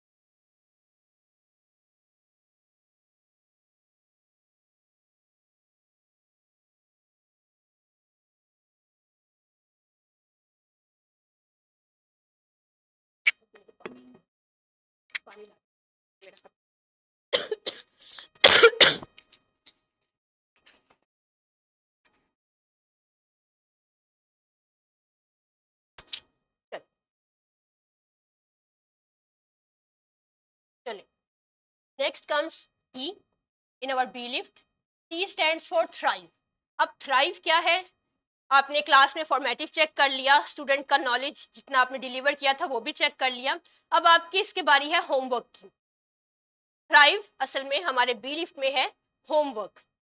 होमवर्क आप करवाएंगे अपनी वर्कबुक के लिए। ये आपका वर्कबुक जो आपको दिखाई दे रहा है पेज, ये एक वर्कबुक का पेज है जिसमें उस एसएलओ के मुताबिक क्वेश्चंस होंगे या कुछ एक्टिविटीज होंगी, और बहुत मिनिमम होगा। इतना ज्यादा होमवर्क नहीं है कि जो पहले दिया जाता था सफे के सफे लिखने के लिए। ये बहुत थोड़ा होमवर्क है जो 5 से 7 मिनट में, या बहुत ज्यादा भी हो तो 10 मिनट में स्टूडेंट इजीली सॉल्व कर सकता है।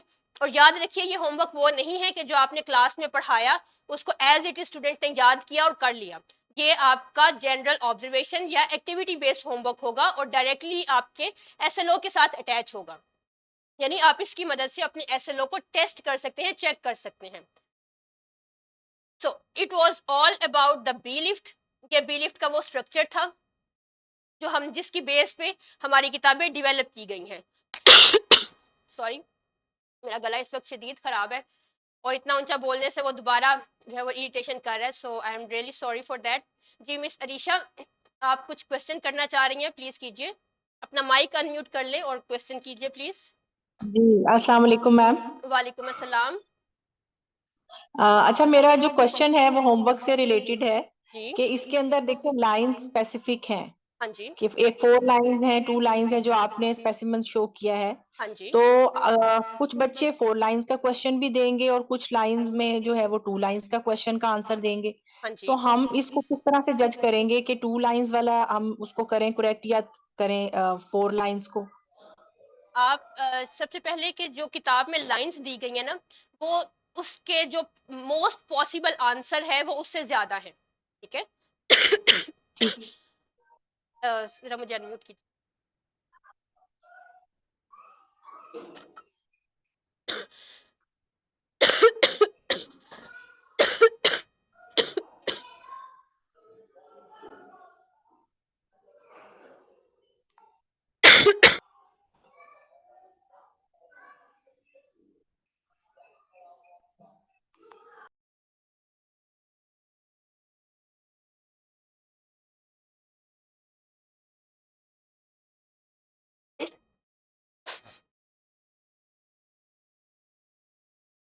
चलिए, तो जो आंसर है किताब में वो उनकी कैपेसिटी से ज्यादा है। अब टीचर ने क्या करना है कि टीचर एक जैसे क्वेश्चन था हमारे पास पीछे एक यही, what are micro where are microorganisms found, या यहाँ पे अगर हो कि व्हाट आर माइक्रो ऑर्गेनिजम्स, तो कुछ बच्चे अगर ये लिखें कि that can organisms that we cannot see with naked eye, तो ये भी सही है। और कुछ बच्चे अगर ये लिखते हैं कि microorganisms are the living organisms that we can not see with naked eye and we must use a microscope to see them, तो ये दोनों आंसर भी सही हैं। टीचर ने सिर्फ ये चेक करना है कि क्या बच्चे का कॉन्सेप्ट क्वेश्चन के मुताबिक सही है, वो लंबा लिखता है या वो छोटा लिखता है, that doesn't matter.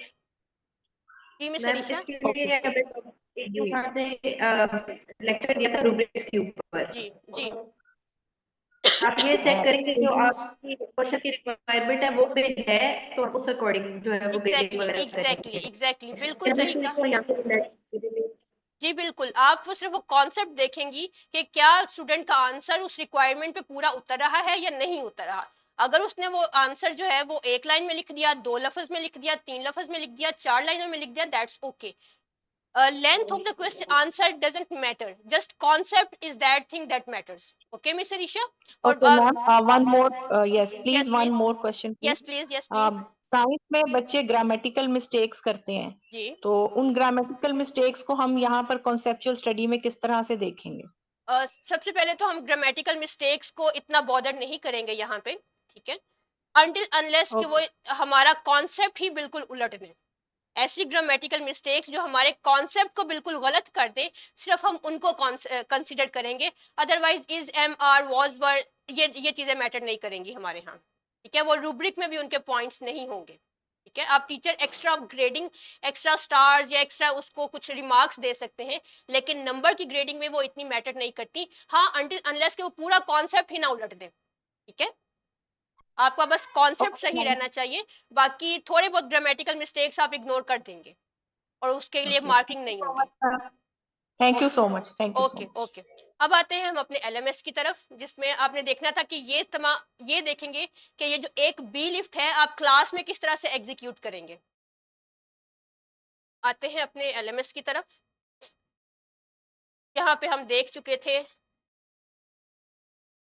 Yearly planner भी हमने देख लिया था। चले एक दफा इसे फिर देख लेते हैं ताकि हमारा कोई क्वेश्चन हो तो वो खत्म हो जाए यहाँ पे। मैम जी मेरा प्लीज, क्वेश्चन है यहाँ पे जी प्लीज। कि हम ये लॉगिन कैसे करेंगे, क्योंकि मैंने इस लिंक को अप्लाई किया तो वहां पे वो लॉगिन मांग रहा था, तो लेकिन पासवर्ड और ये तो हमारे पास नहीं है ना, यूजर नेम वगैरह। आप बिल्कुल परेशान ना हो, बिल्कुल भी परेशान ना हो। वो पासवर्ड और लॉगिन आपको यहाँ से प्रोवाइड किया जाएगा।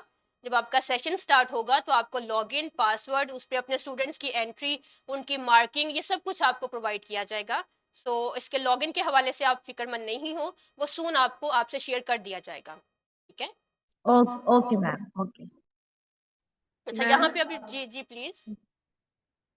मैम जो आप हमें सारा बता रही हैं ये सारा हमने क्लास में डिलीवर करना है और बच्चों को सिखाना है। मैम एक अगर 40 मिनट्स का पीरियड है तो how will we manage our time कि हम सारे बच्चों को फोकस भी कर लें, सबको ये वाला नॉलेज भी डिलीवर कर दें और फिर आउटपुट भी हम चेक कर लें कि बच्चा ने हमसे कुछ सीखा है या नहीं सीखा। अभी हम उसी तरफ आ रहे हैं। क्या मेरी जो नेक्स्ट ओ, एग्जीक्यूशन वाली है वो यही है कि हम अपना बी लिफ्ट है क्लास में किस तरह से 40 मिनट्स और 45 मिनट्स में मैनेज करेंगे। ठीक है, ओके मैम। तो आई होप कि आपको वहां पे इसका आंसर मिल जाएगा। दोबारा इसको थोड़ा सा देख लेते हैं कि ईयर प्लानर में जो फर्स्ट टर्म है हमारी वो 15 हफ्तों की है, ग्रेड 1 से 5 तक सब में। लेकिन हमारा जो एक वीक होगा साइंस 1 से लेकर 3 तक के लिए, याद रखिएगा कि साइंस 1 से लेकर 3 तक के लिए हमारा एक वीक 2 दिनों का होगा। ठीक है, और साइंस 4 और 5 में हमारा एक वीक 4 डेज का होगा। ठीक है, जिसमें आपने अपने तमाम काम जो अपने बिलीफ्स हैं रिस्पेक्टिव वो मैनेज करने हैं। आई अगेन रिपीट कि 1 से 3 तक हमारा एक वीक 2 दिनों का होगा और ग्रेड 4 और 5 में एक वीक 4 दिनों का होगा। ऐसा क्यों है, क्या कोई इसकी रीजन बता सकता है? Ma'am sorry, can you please repeat? मैं ये पूछ रही हूँ कि हमने साइंस 1 से लेकर 3 तक एक वीक 2 दिनों का रखा है, जब वर्किंग डेज के आपने साइंस को ग्रेड 1 से 3 तक सिर्फ 2 दिन पढ़ाना है एक हफ्ते में, इससे ज्यादा नहीं पढ़ाना। और साइंस 4 और 5 में साइंस को 4 दिन पढ़ाना है बस। ठीक है, अब ग्रेड ये 1 जनरल नॉलेज एग्जैक्टली तो साथ में सोशल स्टडीज भी तो है। इसके बाकी के जो 2 दिन होंगे वो सोशल स्टडीज के लिए होंगे, जबकि 2 दिन साइंस के लिए, क्योंकि 1 से 3 तक ये जनरल नॉलेज है, ये साइंस नहीं है। ठीक है, और इसके बाद सोशल स्टडीज भी अलग डोमेन सेपरेट हो जाएगी और साइंस भी सेपरेट हो जाएगी, और आपका हमेशा लास्ट वीक एग्जाम के लिए होगा।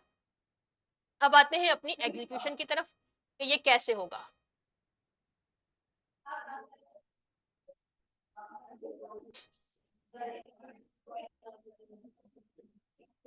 हाँ, यहाँ पे माई बॉडी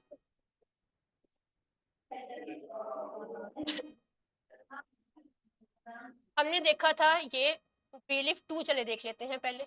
1 तो आप देख चुके हैं, बीलिफ 2 पे बात करते हैं। बीलिफ में सबसे पहले है आपके पास ब्रिजिंग। आपने क्या करना है, एक टीचर ने कि ये ब्रिजिंग का सेक्शन क्लास में आपने स्टूडेंट के पास बुक्स होंगी, आपने जस्ट ब्रिजिंग एलईडी पे उनको खोल के दिखानी है, और आप किस ब्रिजिंग के लिए आपके पास टाइम होगा 3 से 5 मिनट का। और आप देख सकते हैं कि ये ब्रिजिंग इतनी शॉर्ट है जो कि विदिन 1 मिनट भी हो जाएगी। ठीक है, फिर पहले 5 मिनट आपकी ब्रिजिंग के लिए हैं। जब स्टूडेंट ये सॉल्व कर रहे होंगे तो एक टीचर के तौर पे आपने क्लास में जो आपके पास टैब्स होंगे वो लेके आपने क्लास में सर्कुलेट करना है और देखना है कि स्टूडेंट किस हद तक इसको फॉलो कर रहे हैं, किस हद तक कि स्टूडेंट ने इसे कितना अटेम्प्ट कर लिया है। ठीक है, और जैसे जैसे आप क्लास में विजिट करेंगी, राउंड करेंगी, आप साथ साथ अपना स्कोर मार्क करेंगी। यहाँ पे ऊपर है हमारे पास फॉर्मेटिव असेसमेंट। फॉर्मेटिव असेसमेंट में आपके पास ये पहली कैटेगरी है ब्रिजिंग की। ब्रिजिंग में आपके पास नीचे तमाम वो स्टूडेंट आ जाएंगे जो कि आपकी क्लास में प्रेजेंट है। सबसे पहले आप उनकी अटेंडेंस मार्क करेंगी। यहाँ से ओवर जो सिलेक्ट ऑल है वो तमाम स्टूडेंट मार्क हो जाएंगे, अगर कोई एब्सेंट है तो आप उसको एब्सेंट शो कर दें। इसके बाद आप ब्रिजिंग में, यहाँ पे देखिए मैंने कैटेगरी ब्रिजिंग ओपन की हुई है जिसको हमने हाईलाइट किया हुआ है ब्लू कलर से। इसके आगे आप ब्रिजिंग में जितने स्टूडेंट ने जितना अच्छा अटेम्प्ट किया है आप उसके मुताबिक उसकी मार्किंग कर देंगे 1, 3, 4 कोई भी जो आपको लगता है कि स्टूडेंट ने इतने मार्क लिए हैं, और इसके बाद अपना रिजल्ट सबमिट कर देंगे। ठीक है, तो विद इन 5 मिनट्स आपका ब्रिजिंग का सेक्शन और उसकी मार्किंग कंप्लीट हो जाएगी।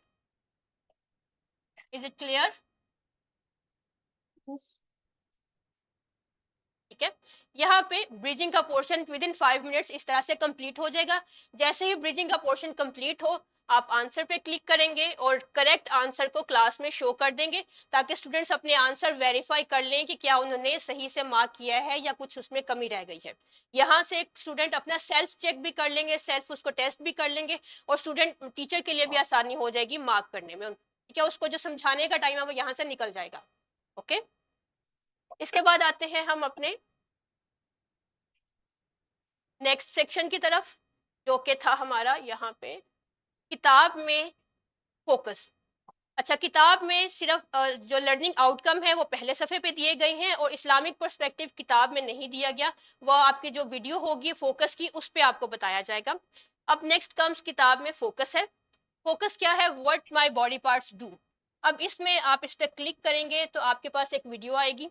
इस वीडियो को आप क्लास में प्ले करेंगे। जो है इसकी बनी हुई है।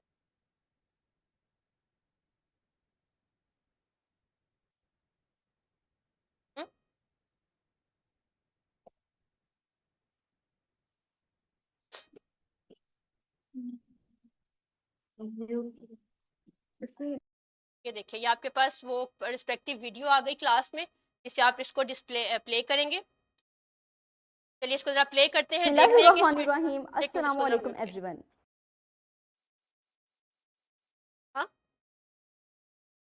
अभी हम ये देखेंगे कि ये वीडियो क्लास में कितना टाइम लेती है और इसका इम्पैक्ट क्या है, कैसी वीडियो है, और हमें यह कुछ फायदा दे सकती है या नहीं दे सकती। तो अभी मैं ये वीडियो क्लास में प्ले करूंगी। आप सब मेरे साथ इसको गौर से अच्छे से देखिएगा और फिर हम इस पे कमेंट्स लेंगे। But remember, by matching yes the please part, जी। मैम जब हम क्लास खोलें तो वीडियो हम मतलब जो पहले से वीडियो होगी वो ऑन करेंगे कि ऑनलाइन उस टाइम पे पढ़ाया जाएगा बच्चों को? नहीं, हमारी ये रिकॉर्डेड वीडियोस है। ठीक है, आपको इसके लिंक्स प्रोवाइड किए गए हैं। ये रिकॉर्डेड वीडियोस आप वहां पे प्ले करेंगे। क्या आपको इंटरनेट बच्चे जो क्वेश्चन वो पे हम करेंगे और हम उनको सॉरी आप ऑडियो मतलब अगर बच्चे को वीडियो में आप प्लीज 1 बाय 1 बोले, थोड़ी सी मतलब बच्चे को मैं ये कह रही हूँ कि अगर बच्चे को वीडियो में देख के कोई क्वेश्चन समझ ना आए, उसके बहुत से क्वेश्चन हो किस चीज की समझ ना आए, तो वो फिर हम उसको आंसर करेंगे और ऐसा होगा। एग्जैक्टली आप वो वीडियो प्ले करेंगे और आप उसको कंट्रोल भी कर सकते हैं अपने साथ। वो ऐसी कोई कंटिन्यूस चलने वाली वीडियो नहीं होगी। जहां स्टूडेंट को कुछ प्रॉब्लम हो, कुछ समझ ना आए, आप then and there video pause कीजिए, स्टूडेंट की क्यूरी को सॉल्व कीजिए और फिर उसके बाद चलाएं। ठीक है, ये बिल्कुल एक दफा में चलाने वाली वीडियो नहीं है। आप इसको पॉज करके अपनी जो ईज है उसके मुताबिक आप इसको चला सकते हैं। ठीक है, is it clear miss? Okay, चलिए वीडियो की तरफ चलते हैं। I am your science instructor, Miss Aisha Salim. Dear students, you have just completed the bridging of B-Lift 4 by matching the part with the thing it can do. Now, let's move towards our today's learning outcome. Respected teachers, this is the learning outcome for today's lesson. हमारा आज का topic होगा sense of hearing. We know that we hear with our ears, but remember that not all sounds are of same type. Some are loud and some are soft sounds. Now let's hear few sounds. हम कुछ sounds सुनेंगे और फिर देखेंगे कि इनमें से कौन सी loud है और कौन सी soft है. Let's hear the first sound.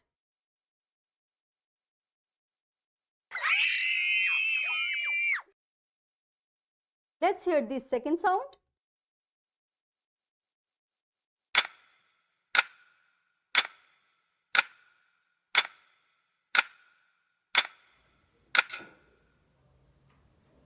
These are the two sounds. हमारे पास किसी के येल करने की, शाउट करने की साउंड लाउड है, जबकि ticking of clock This is the soft sound. Now let's hear another sound.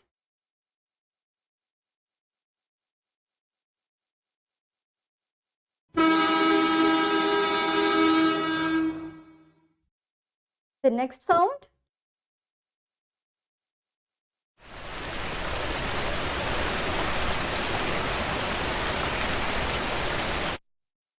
These are the two sounds. We know that truck honking is a loud sound, whereas tapping of rain is soft sound. Now let's hear the third one.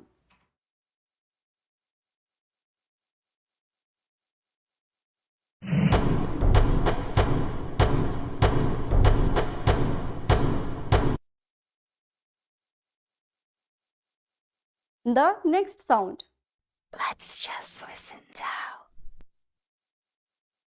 So, name the loud and name the soft sound.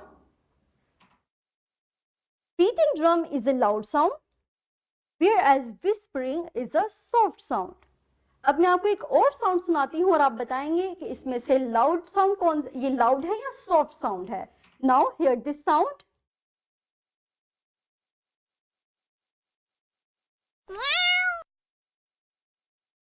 It is a soft sound. So, students, there are sounds that are big and powerful. These are loud sounds like truck honking. And there are sounds that small and gentle. These are soft sounds like a cat. Let's next move towards the activity. अब आपकी दो sounds सुनेंगे और मुझे बताएंगे the birds chirping is a soft or a loud sound. So, hear the sounds.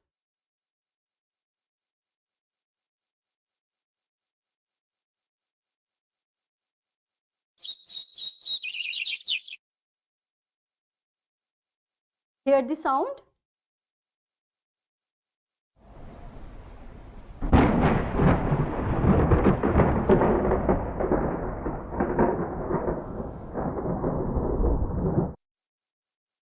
The bird sound is a soft sound. Next, dear teachers, we have few sounds here. आप बच्चों को ये साउंड सुनाएं और उसके बाद आप उन्हें एक गेम प्ले करवाएं. तो इन साउंड्स को हम बारी बारी सुनते हैं. Hear the first sound.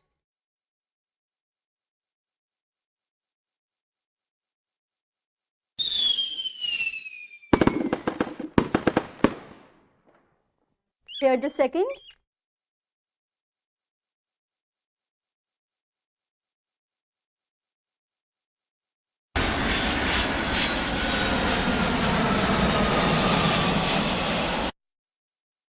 The next sound.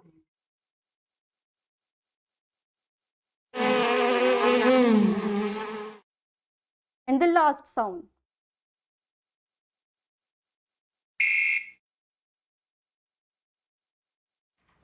These are ये तमाम हमारे पास साउंड्स हैं. इसके बाद आप बच्चों से ये एक्टिविटी सॉल्व करवाएंगे, ये गेम आप वो प्ले करेंगे. आप बच्चे बताएंगे कि हमारे पास फायरवर्क सॉफ्ट था या लाउड साउंड थी.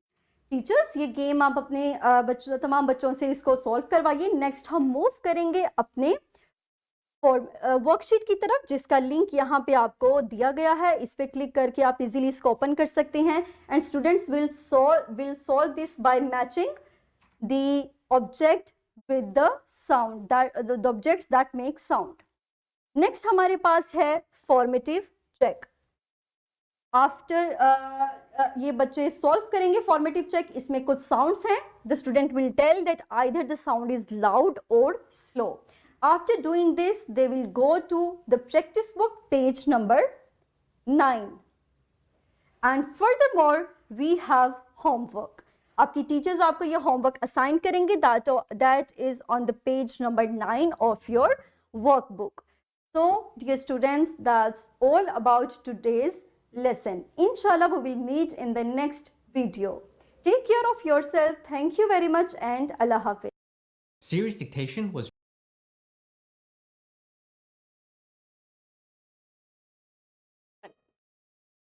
यहाँ पे आ गए हम वापस अपने पेज पे.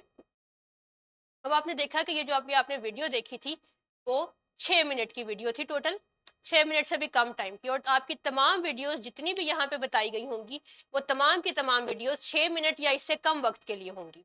तो आप ये वीडियो क्लास में 1 दफा, 2 दफा, 3 दफा या जितनी दफा भी आप महसूस करें आप क्लास में प्ले कर सकते हैं।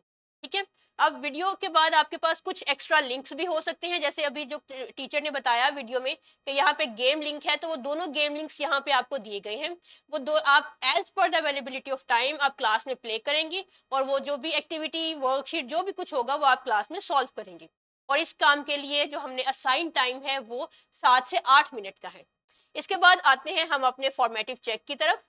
फॉर्मेटिव चेक को क्लिक करेंगे आप। इसमें यहाँ पे हमारे पास एक है फॉर्मेटिव चेक कि आप वर्कबुक पेज 6 पे जाएं और प्रैक्टिस करें। इसको क्लिक किया तो हमारे पास ये पेज आएगा। क्लास में टीचर्स ये स्टूडेंट्स जो है वो इसको सॉल्व करेंगे। अब इसमें करना क्या है कि ओके, यहाँ पे आपने करना है कि ये जो ऑर्गन शो किया गया है आपके पास लेफ्ट कॉलम में, ये ऑर्गन क्या काम करता है आपने उसका करेक्ट ऑब्जेक्ट सर्कल करवाना है। तो विद इन 10 मिनट स्टूडेंट्स ये एक्टिविटी जब सॉल्व करेंगे और टीचर अपना टैब लेके साथ साथ क्लास में देखेंगे और इसके आंसर्स उनके पास अवेलेबल हैं। और इसके साथ साथ जब स्टूडेंट्स के क्लास में एक्टिविटी परफॉर्म कर रहे हो आप फॉर्मेटिव असेसमेंट में जाएंगे। यहाँ पे आप फॉर्मेटिव चेक को क्लिक करेंगे, अपने स्टूडेंट्स को क्लिक करेंगे जो क्लास में अवेलेबल हैं, और स्टूडेंट ने फॉर्मेटिव चेक में जितने मार्क्स लिए हैं उसके मुताबिक आप उसी ग्रेडिंग करके अपना रिजल्ट सबमिट कर देंगे। ठीक है। सो फॉर्मेटिव असेसमेंट के लिए हमारा असाइन टाइम 15 मिनट का है। 15 मिनट में ये एक पेज का फॉर्मेटिव चेक है और जस्ट स्टूडेंट ने सर्कल करना है तो वो इजीली कंप्लीट कर लेंगे स्टूडेंट। इसके बाद आप आएंगे अपने थ्राइव की तरफ। थ्राइव है हमारा होमवर्क। होमवर्क क्या है इसको क्लिक करके देखते हैं। होमवर्क है आपने मैचिंग करनी है सेंसरी ऑर्गन्स को उसके एक्शंस के साथ, बताना है कि टेस्ट कहाँ पे हो रहा है यहाँ पे, और साथ साथ आपको इसके आंसर्स भी यहाँ पे दिए गए हैं।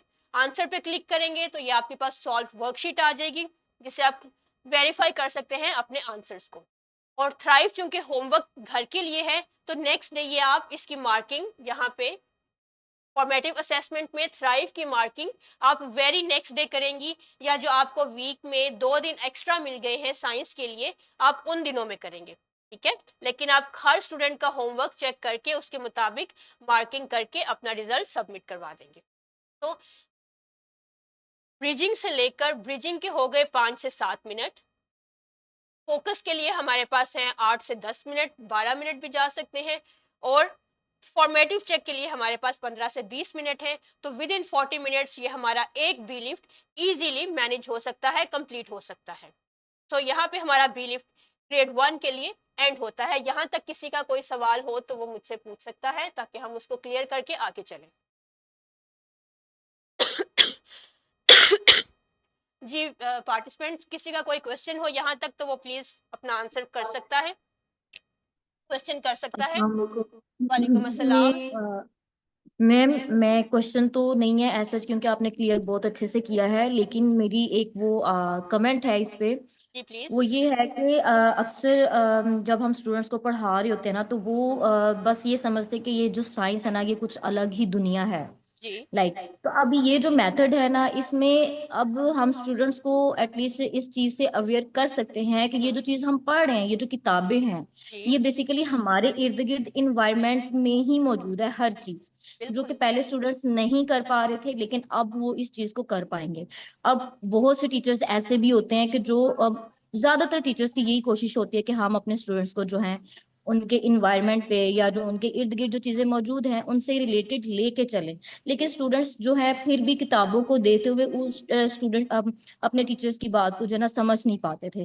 लेकिन अभी जो मेथड है वो सारा ही हमारा इन्वायरमेंटल बेस है, हमारे सराउंडिंग बेस पे है, ताकि हमारा जो स्टूडेंट है वो इस चीज को समझ सके कि हम कोई अलग चीज नहीं पढ़ रहे हैं, ये हमारी डेली बेसिस की चीजें हैं जो कि हमारे इस्लाम से रिलेटेड है और हमें जीने के लिए हमारी जो लाइफ है उसे स्पेंड करने के लिए क्या चीजें जरूरी हैं और क्या नहीं, उसकी बेस पे ये सारी चीजें जो हमें बताती है in term of science, that's it. तो पहले जो स्टूडेंट नहीं कर पा रहे थे लेकिन अब इंशाल्लाह वो कर पाएंगे जब ये सिस्टम स्टार्ट होगा। तो इंशाल्लाह मिस हदीस फातिमा, आपने बहुत अच्छे से इस सिस्टम को एनालाइज किया और इस पे अपना ओपिनियन दिया। एग्जैक्टली बिल्कुल हमारी इसी पर्सपेक्टिव से ये मैम जी मेरा प्लीज। क्वेश्चन है, ये मैम सादिया थी, जी ओके मेरा एक ओके question, ये मैम सादिया ने कमेंट किया है। ओके मिस सादिया, यहाँ पे उनका आईडी मिस हदीस फातिमा के नाम से है, तो अच्छा मिस सादिया ने अभी कमेंट किया है और मिस हदीस फातिमा ये उन्होंने हैंड रेज किया था, तो मुझे लगा कि ये उनका कमेंट है। जी प्लीज, अब कोई बोलना चाह रहा है तो प्लीज कहिए। ये अभी किनका क्वेश्चन था मेरे मैम लिए? मैम मेरा क्वेश्चन है आपसे। ओके ओके मिस मैम हदीस, देखिए, जी जी प्लीज। मैम आपको क्या लगता है कि कितनी स्ट्रेंथ होगी एक क्लास के अंदर कि ये जो ग्रेडिंग है जो हम लोग ऑनलाइन उसी टाइम पे कर रहे होंगे, हम उसे मैनेज कर सकेंगे?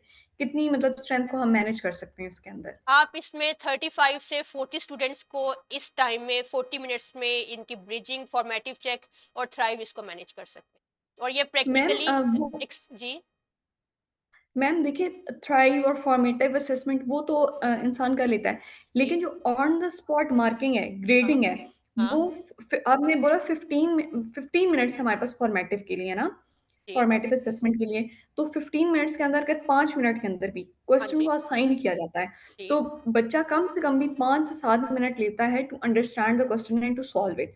तो आपको लगता है कि उस 15 मिनट्स के अंदर हम लोग जो ग्रेडिंग है ऑनलाइन वो कर सकेंगे बिल्कुल मिस 30 to 40 स्टूडेंट्स की? जी miss Hadees Fatima, it is so easy, और हम ये इसलिए नहीं कह रहे कि ये हम सिर्फ बात नहीं कर रहे, ये हमारा ग्राउंड में हो रहा है। हमारे बहुत से स्कूल्स ऐसे हैं जो इस वक्त एडटेक पे हैं और यही सिस्टम फॉलो कर रहे हैं, और वो विद इन 15 मिनट्स अपनी सारी ग्रेडिंग को कंप्लीट कर लेते हैं। असल में है क्या ये कि आप पहले, आपने बिल्कुल सही कहा, 5 से 7 मिनट स्टूडेंट को समझने में लग जाएंगे, बिल्कुल लग जाएंगे। आप इस दौरान कुछ स्टूडेंट्स पहले कर लेंगे, जरूरी नहीं है कि टीचर ने तमाम क्वेश्चन को खत्म होने के बाद उसको ग्रेड करना है।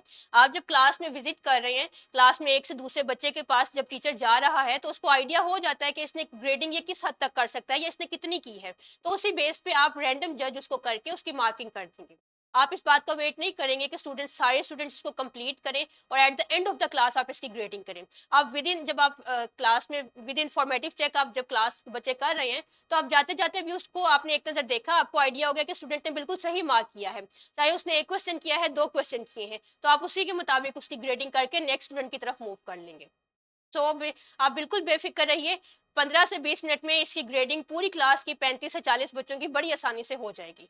हमें अभी तक जितने भी हमारे स्कूल्स हैं, वो 100+ स्कूल्स इस सिस्टम को फॉलो कर रहे हैं, तो इस हवाले से, टाइमिंग के हवाले से हमें कोई इशू इस हवाले से नहीं आया, and I am very sure कि आपको भी इस हवाले से इशू नहीं आएगा इंशाल्लाह।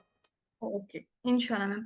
मैम और ये जो फॉर्मेटिव असेसमेंट है, इसका पार्ट आपके एनुअल रिजल्ट के अंदर भी होगा, मतलब जो जी आपका फाइनल रिजल्ट बनता है? हाँ जी, इसको आप इसमें इसका थोड़ा सा प्रोपोर्शन एनुअल रिजल्ट में भी जाएगा, बिल्कुल। इसकी लेकिन उसकी डिवीजन क्या होगी, मार्किंग क्या होगी, शेयर क्या होगा, वो आपका जब एग्जाम्स आएंगे तो उस वक्त आपकी ये स्कीम शेयर कर दी जाएगी आपसे, लेकिन उसमें भी इसकी ओके मैम, होगा। ठीक है जी मिस अरीशा, थैंक आप यू, कुछ, thank you. Okay very welcome. Miss Arisha, आप कुछ कह रही हैं, कहना चाहती हैं? अ, जी मैम, मैंने ना आपसे पूछना था कि जी जिन जिन स्कूल में आप ये अलाउ करते हैं और उनको अपना प्रोजेक्ट देते हैं, हाँ जी तो आप उनको ये बता करते हैं कि टाइम टेबल आपके रिक्वायरमेंट के अकॉर्डिंग ही बनाएं, क्योंकि हमें जो है बाज दफा 5 पीरियड्स भी मिलते हैं साइंस के, और इस तरह से भी होता है ना एक क्लास में।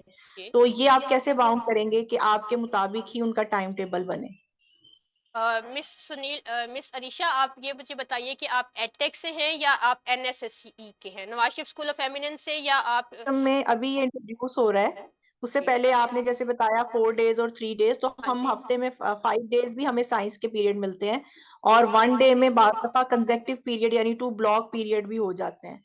तो ये जो सारा जी अगर तो आप हैं एडटेक स्कूल के साथ, ठीक है, आप Nawaz Sharif school of eminence का पार्ट नहीं है, आप किसी और स्कूल से पार्टिसिपेट कर रहे हैं, तो it is up to the school management कि वो कितना आपको लेके चलती है, कि आपको कितने पीरियड साइंस के असाइन करती है।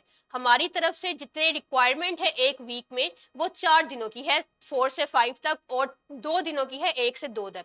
हम सिर्फ उतना ही काम आपसे डिमांड करेंगे जितना हमने अपने प्रपोज स्केड्यूल में आपको दिया गया है। इसके अलावा अलावा अगर आपके साइंस के पीरियड्स होते हैं तो उसमें आप हमारा काम करने की बजाय आप स्कूल मैनेजमेंट की तरफ से आपको जो भी काम असाइन किया जाता है या जो आपका रिमेनिंग टास्क है आप उसके मुताबिक काम करेंगे। सो हमारी तरफ से आप बाउंड नहीं है ज्यादा टाइम करने के लिए, हम सिर्फ उतना ही काम आपसे एक्सपेक्ट करेंगे, सिर्फ उतना ही आपसे उसको वेरीफाई करेंगे जितना हमने आपको 2 दिन या 4 दिन असाइन किए हैं, सिर्फ इतना ही। अगर इससे ज्यादा मिलते हैं तो it depends upon the school management कि वो बाकी दिनों में कैसे काम करवाते हैं। ठीक है, okay, thank you so much. Okay, चलिए अब आगे चलते हैं हम। अब हम आते हैं ग्रेड 2 में, या चलिए देखते हैं एक ग्रेड 4 का एक लेसन देखते हैं कि उसका स्ट्रक्चर क्या है और क्या वो अचीवेबल है 30 मिनट्स में या 40 मिनट्स में या नहीं। तो ग्रेड 4 में हम जाते हैं, साइंस को देखते हैं। इसका कवर पेज पहले देख लेते हैं ताकि हमें उसकी डिवीजन का आइडिया हो सके।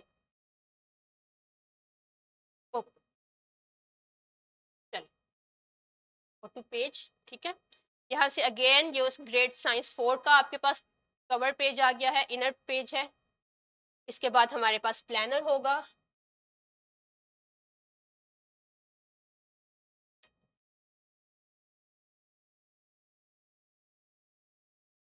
इसके बाद हमारे पास एक प्लानर था लेकिन वो अनफॉर्चुनेटली यहाँ पे मिसिंग है। हम अपने चैप्टर्स की तरफ आते हैं। इसमें chapter 1 characteristics and life processes है, इसको देख लेते हैं। या चले वो प्लांट स्ट्रक्चर एंड फंक्शंस की बात की थी, हम उसी को चेक कर लेते हैं जिसका हमने रेफरेंस लिया था अपने इनिशियल लेसन में। क्लासिफाइंग प्लांट्स नहीं, का लिंक कुछ और है, हमने डिस्कस किया था।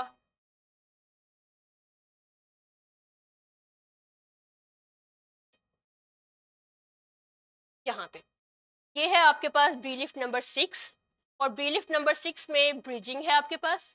ब्रिजिंग में, इस ब्रिजिंग में क्या करना है, जस्ट कि आपने लेबल करना है रूट और स्टेम को जो आपका प्लांट दिया गया है, और इसके अलावा आपने बताना है कि अगर बाय मिस्टेक रूट कट जाए तो क्या होगा, और अगर पत्ते के पास, पौधे के पास ये लीव्स भी ना हो तो क्या होगा।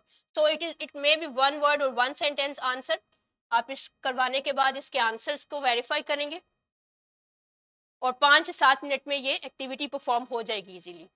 इसके बाद आप आएंगे अपने फोकस की तरफ। फोकस में देखते हैं अगेन हमारे पास एक वीडियो होगी या एनिमेशन होगी या सिमुलेशन होगी, क्या है वो देख लेते हैं एक दफा। बिस्मिल्लाहिर्रहमानिर्रहीम, अस्सलाम वालेकुम, कैसे हैं आप सब।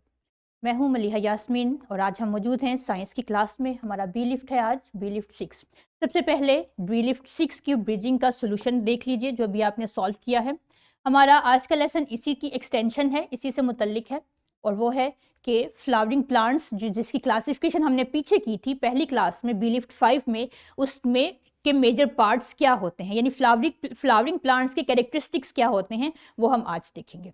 तो वही कैरेक्टरिस्टिक्स हैं जो आप ग्रेड 2 में भी पढ़ चुके हैं और ग्रेड 1 में भी। फ्लावरिंग प्लांट्स के कैरेक्टरिस्टिक्स हम एक सिमुलेशन की मदद से रिवाइज करते हैं। मेजर पार्ट्स 3 हैं और समटाइम्स हम इनको 6 भी कंसिडर करते हैं। आपके सामने एक प्लांट है, कौन कौन से पार्ट्स आपको दिखाई दे रहे हैं इसके? वेरी गुड, इसमें एक रूट है, स्टेम है और इनमें लीव्स हैं।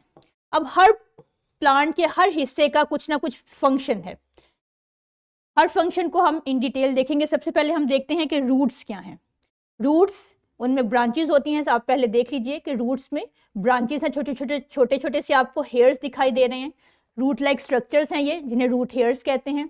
अब रूट का काम क्या है? रूट चूंकि जमीन के अंदर ग्रो करती है तो इसका मेजर पर्पस है एब्जॉर्प्शन का, कि रूट जमीन में मौजूद पानी और उन पानी में मौजूद जो डिजॉल्व न्यूट्रिएंट्स हैं उनको अपने अंदर एब्जॉर्ब करती है इस रूट के थ्रू। ये जो आप दिखाई दे रहे हैं आपको, ये आपको दिखाई दे रहा है ब्लू पार्टिकल्स, ये एक्चुअली वाटर पार्टिकल्स हैं, और ये वाटर पार्टिकल्स इन रूट हेयर्स की मदद से प्लांट के अंदर जाते हैं। ये सारा एरिया जो आपको दिखाई दे रहा है ये रूट एरिया है, रूट का इंटरनल स्ट्रक्चर है। यहाँ पे आप फोकस कीजिए कि पानी कैसे मूव कर रहा है। जमीन, ये बाहर का एरिया जो ग्रे एरिया आपको दिखाई दे रहा है, ये सारा सॉइल है। सॉइल से पानी छोटे छोटे पार्टिकल्स, ड्रॉपलेट्स की शक्ल में रूट के अंदर मूव करेगा, और रूट ये पानी फॉरवर्ड कर देगा स्टेम को। यहाँ से, जहाँ से ये ग्रीन पार्ट है, ये स्टेम का एरिया स्टार्ट होगा, तो मेजर काम, सबसे पहला काम क्या है रूट का, कि ये वाटर की एब्जॉर्प्शन करते हैं।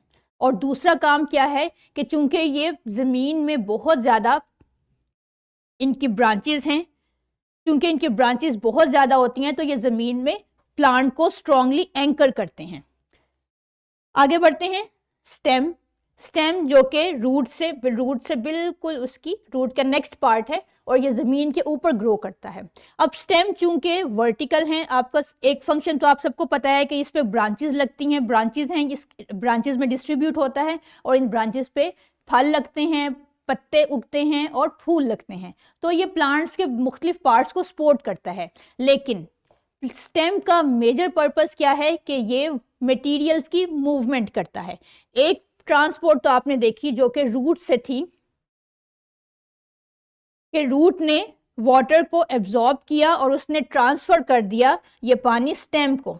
अब यहाँ पे देखें, वही ब्लू पार्टिकल्स रूट से आ रही हैं ये पानी और ऊपर की तरफ जा रहा है, यानी रूट से लिया गया पानी स्टेम आगे से बाकी के तमाम प्लांट्स की तरफ अपवर्ड डायरेक्शन में सेंड करता है या उसकी ट्रांसपोर्ट करता है। लेकिन आपको यहाँ पे कुछ येलो पार्टिकल्स भी दिखाई दे रहे हैं। ये येलो पार्टिकल्स असल में वो फूड है जो कि लीव्स में बनी थी और लीव्स से ये फूड अब बाकी के तमाम पार्ट्स, रूट, स्टेम के दूसरे हिस्से, बाकी की ब्रांचेस की तरफ जाएगी। और ये टू वे है, पानी की मूवमेंट हमेशा अपवर्ड होगी, लेकिन जो फूड की ट्रांसपोर्ट है वो अपवर्ड भी हो सकती है और वो डाउनवर्ड भी होती है। So food two way traffic है और वाटर की मूवमेंट वन वे ट्रैफिक है, और ये दोनों ही स्टेम के मखसूस हिस्सों में होते हैं। एक दफा आप फिर देख लीजिए कि पानी ब्लू पार्टिकल्स की शक्ल में ऊपर की तरफ जा रहा है और येलो डॉट्स या येलो पार्टिकल्स की सूरत में जो फूड है वो लीव्स से नीचे आ रही है प्लांट्स के बाकी पार्ट्स की तरफ, और जो नीचे वाले लीव्स हैं वहां पे जो फूड बनती है वो ऊपर भी मूव कर सकती है। सो प्लांट के ये दो मेजर काम कि जिसमें पानी रूट से बाकी पार्ट्स की तरफ और फूड लीव से दूसरे पार्ट्स की तरफ मूवमेंट होती है, कंडक्ट करता है, ये स्टेम का मेजर फंक्शन है। आप खुद भी इसको, टीचर्स को मैं रिक्वेस्ट करूंगी कि ये बार से इस अपने मर्जी से इस एनिमेशन को प्ले कीजिए और अगेन एंड अगेन इसको प्ले कीजिए ताकि स्टूडेंट इसका फंक्शन आसानी से समझ सकें।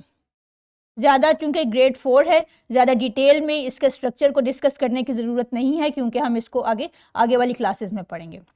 सो this was all about the structure and function of stem and root. Let's move forward to our PPT slides.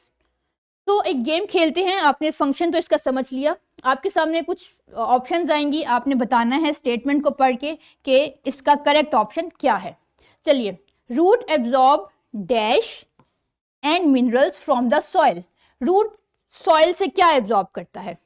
Is it sand, insect, dirt और water? Very good, root water को absorb करता है। The stem dash water around the plant. Stem पानी को क्या करता है? कुछ आइडिया हो रहा है? यहाँ पे कौन सा वर्ब आएगा? फॉलोस, ट्रांसपोर्ट, मेक्स और finds. Very good, stem absorbs water, stem absorbs water from the plant. Roots absorb water while the stem transports water around the plant. यानी जो जड़ों से पानी आता है वो stem के थ्रू कंडक्ट किया जाता है। So this was all about the function of two major parts of plant, root and stem. Next comes the formative check. For formative check, you will consult your book, textbook as well as your workbook in the respective section. And for Thrive, you will consult your workbook only under the heading of BLIFT 6. So this was all about our BLIFT 6 and the parts of plant. So see you in the next class, BLIFT 7. Till then, take care of yourself. Allah Hafiz. तो ये हमारी video थी plants के parts के बारे में। क्या ख्याल है आपको? क्या ये वीडियो हेल्पफुल है स्टूडेंट के लिए प्लांट्स के पार्ट्स और उसके फंक्शंस को समझने के लिए? क्या आपका काम सारा शिफ्ट हो गया है इस पे, टेक्नोलॉजी पे, और टीचर का काम यहाँ पे आप समझते हैं कि रिड्यूस हुआ है या इजी हुआ है थोड़ा सा?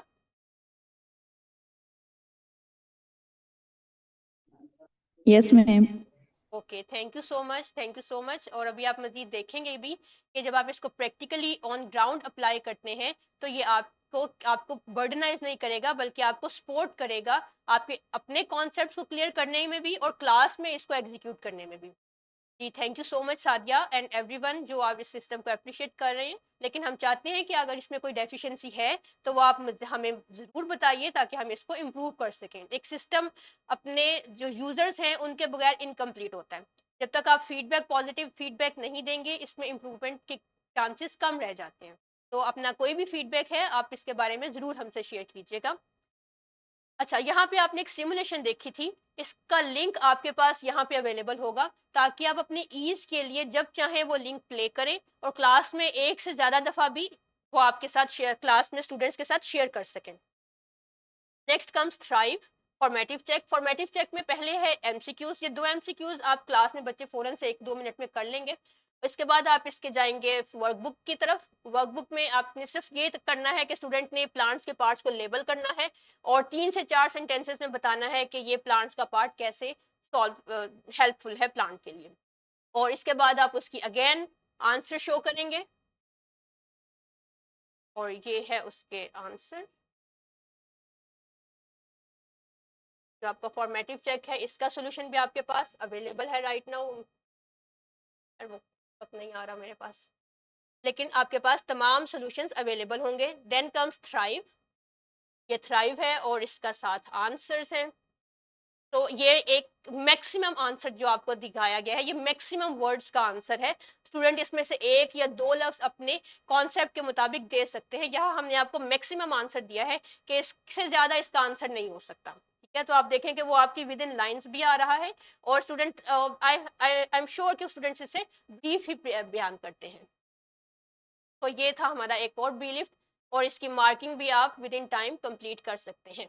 तो मेरी तरफ से यहाँ पे सेशन कंप्लीट होता है। अब हम जाते हैं क्वेश्चंस की तरफ। तो किसी का कोई भी सवाल हो तो फील फ्री टू आस्क।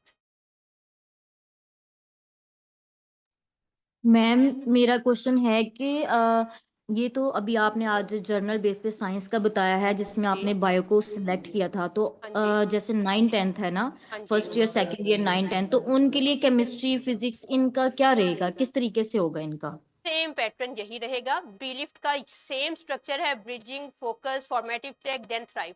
इसमें इतना सा 1 इंच का 1 नुक्ते का भी फर्क नहीं है। बिल्कुल क्लास का भी स्टाइल यही रहेगा।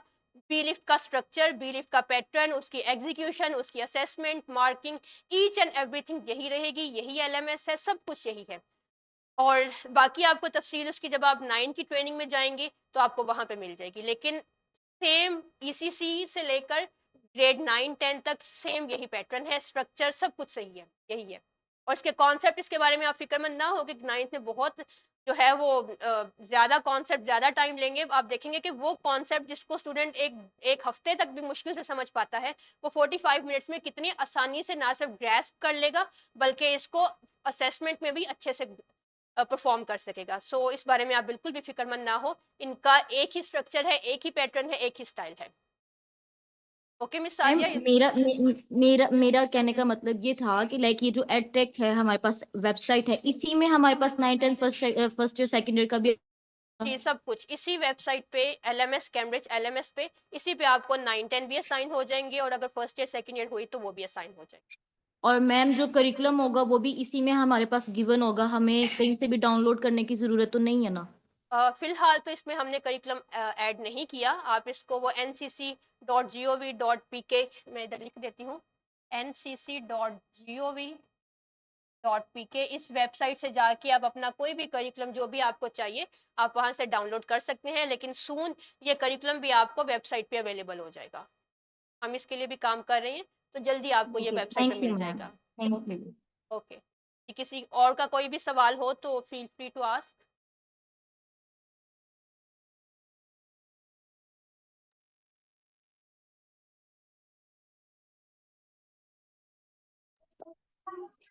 अगर किसी का मेरा एक क्वेश्चन, प्लीज मिस हाफिजा आप क्वेश्चन कीजिए। वर्क में क्वेश्चन दिया है, सपोज कि वो 4 क्लास के स्टूडेंट्स हैं जी तो उनको कंसेप्ट है कि रूट्स का फंक्शन क्या है या स्टेम का क्या फंक्शन है, लेकिन समटाइम्स वो इंग्लिश में वैसे लिख नहीं पाते, तो कि लैंग्वेज बैरियर नहीं आ जाएगा, वो बच्चे फिर होमवर्क करना उनके लिए मुश्किल हो जाएगा, वो दोबारा से चैट जीपीटी खोलेंगे, वहां से सेंटेंस पकड़ेंगे, वो लिखेंगे। थोड़ा सा इसमें गैप आया है, आप 2 मिनट में, ये टेक्निकल एरर है, अभी ठीक हो जाएगा। ठीक है, अभी अगर आपको स्क्रीन शो नहीं हो रही तो अभी ठीक हो जाएगी। ओके ओके ओके, अच्छा ठीक है मिस, आपने जो क्वेश्चन किया है ये थोड़ा सा आपको कुछ स्टूडेंट्स के साथ ये इशू आ सकता है कि कुछ स्टूडेंट्स की जो लैंग्वेज है वो थोड़ी सी वीक हो, तो वो अपना आंसर जो है वो क्या कहेंगे उसको एफिशिएंटली ना लिख सके। तो इसके लिए आपको 2 दिन या हफ्ते में 4 दिन जो हमने आपको एक्स्ट्रा दिए हैं, वो इसमें आप वो प्रैक्टिस करवा सकते हैं, क्रिएटिव राइटिंग या फ्री राइटिंग की। इसको हम क्रिएटिव तो नहीं, इसको हम फ्री राइटिंग कहते हैं। जब स्टूडेंट अपनी फ्री राइटिंग पे ग्रिप कर लेते हैं तो वो अपना जो माइंड व्यू है वो आप इजीली कन्वे कर सकते हैं। दूसरा, आप क्लास में साथ साथ जब इसके आंसर्स रिवाइज करेंगी और जब क्लास में टीचर इसको बार बार जो है वो स्पीक आउट करेगी, तो वो अपनी इंग्लिश को भी एब्जॉर्ब करते रहेंगे और विद इन अ सेशन एक दो माह के बाद उनमें डेफिनेटली इंप्रूवमेंट आएगा कि वो इसको इम्प्रूव कर सकें। ठीक है, बाकी आप एक्स्ट्रा प्रैक्टिस अगर करवाना चाहें तो आप इसके लिए आपको 2 या 3 दिन दिए गए हैं एक्स्ट्रा, उसमें आप अपने एक्स्ट्रा प्रैक्टिस इसमें करवा सकते हैं। ठीक है, okay ma'am. Thank you. Miss कायनात ने ये क्वेश्चन किया है, मैम ये लेक्चर्स यूट्यूब पे अवेलेबल होंगे? बिल्कुल अवेलेबल हैं, आप यूट्यूब पे कैम्ब्रिज स्कॉलर एडटेक का चैनल सब्सक्राइब, कैंटर पब्लिशर का चैनल सब्सक्राइब कीजिए और इसमें आप प्लेलिस्ट देखिए, एडटेक के नाम से होगी और वहां पे आपको ये तमाम के तमाम लेक्चर्स अवेलेबल हैं, grade wise, subject wise, B lift wise. ठीक है, सबसे पहले सब्जेक्ट वाइज और फिर सब्जेक्ट के बाद चैप्टर वाइज और उसके बाद बी लिफ्ट वाइज आपको ये तमाम प्लेलिस्ट यहाँ पे मुकम्मल कंप्लीट ऑर्गेनाइज्ड है, आप वहां से अपनी चेक कर सकते हैं। तो यू आर वेलकम कायनात। के अलावा कोई सवाल हो किसी का? जी मिस हदीस फातिमा, आप कुछ कहना चाहती हैं?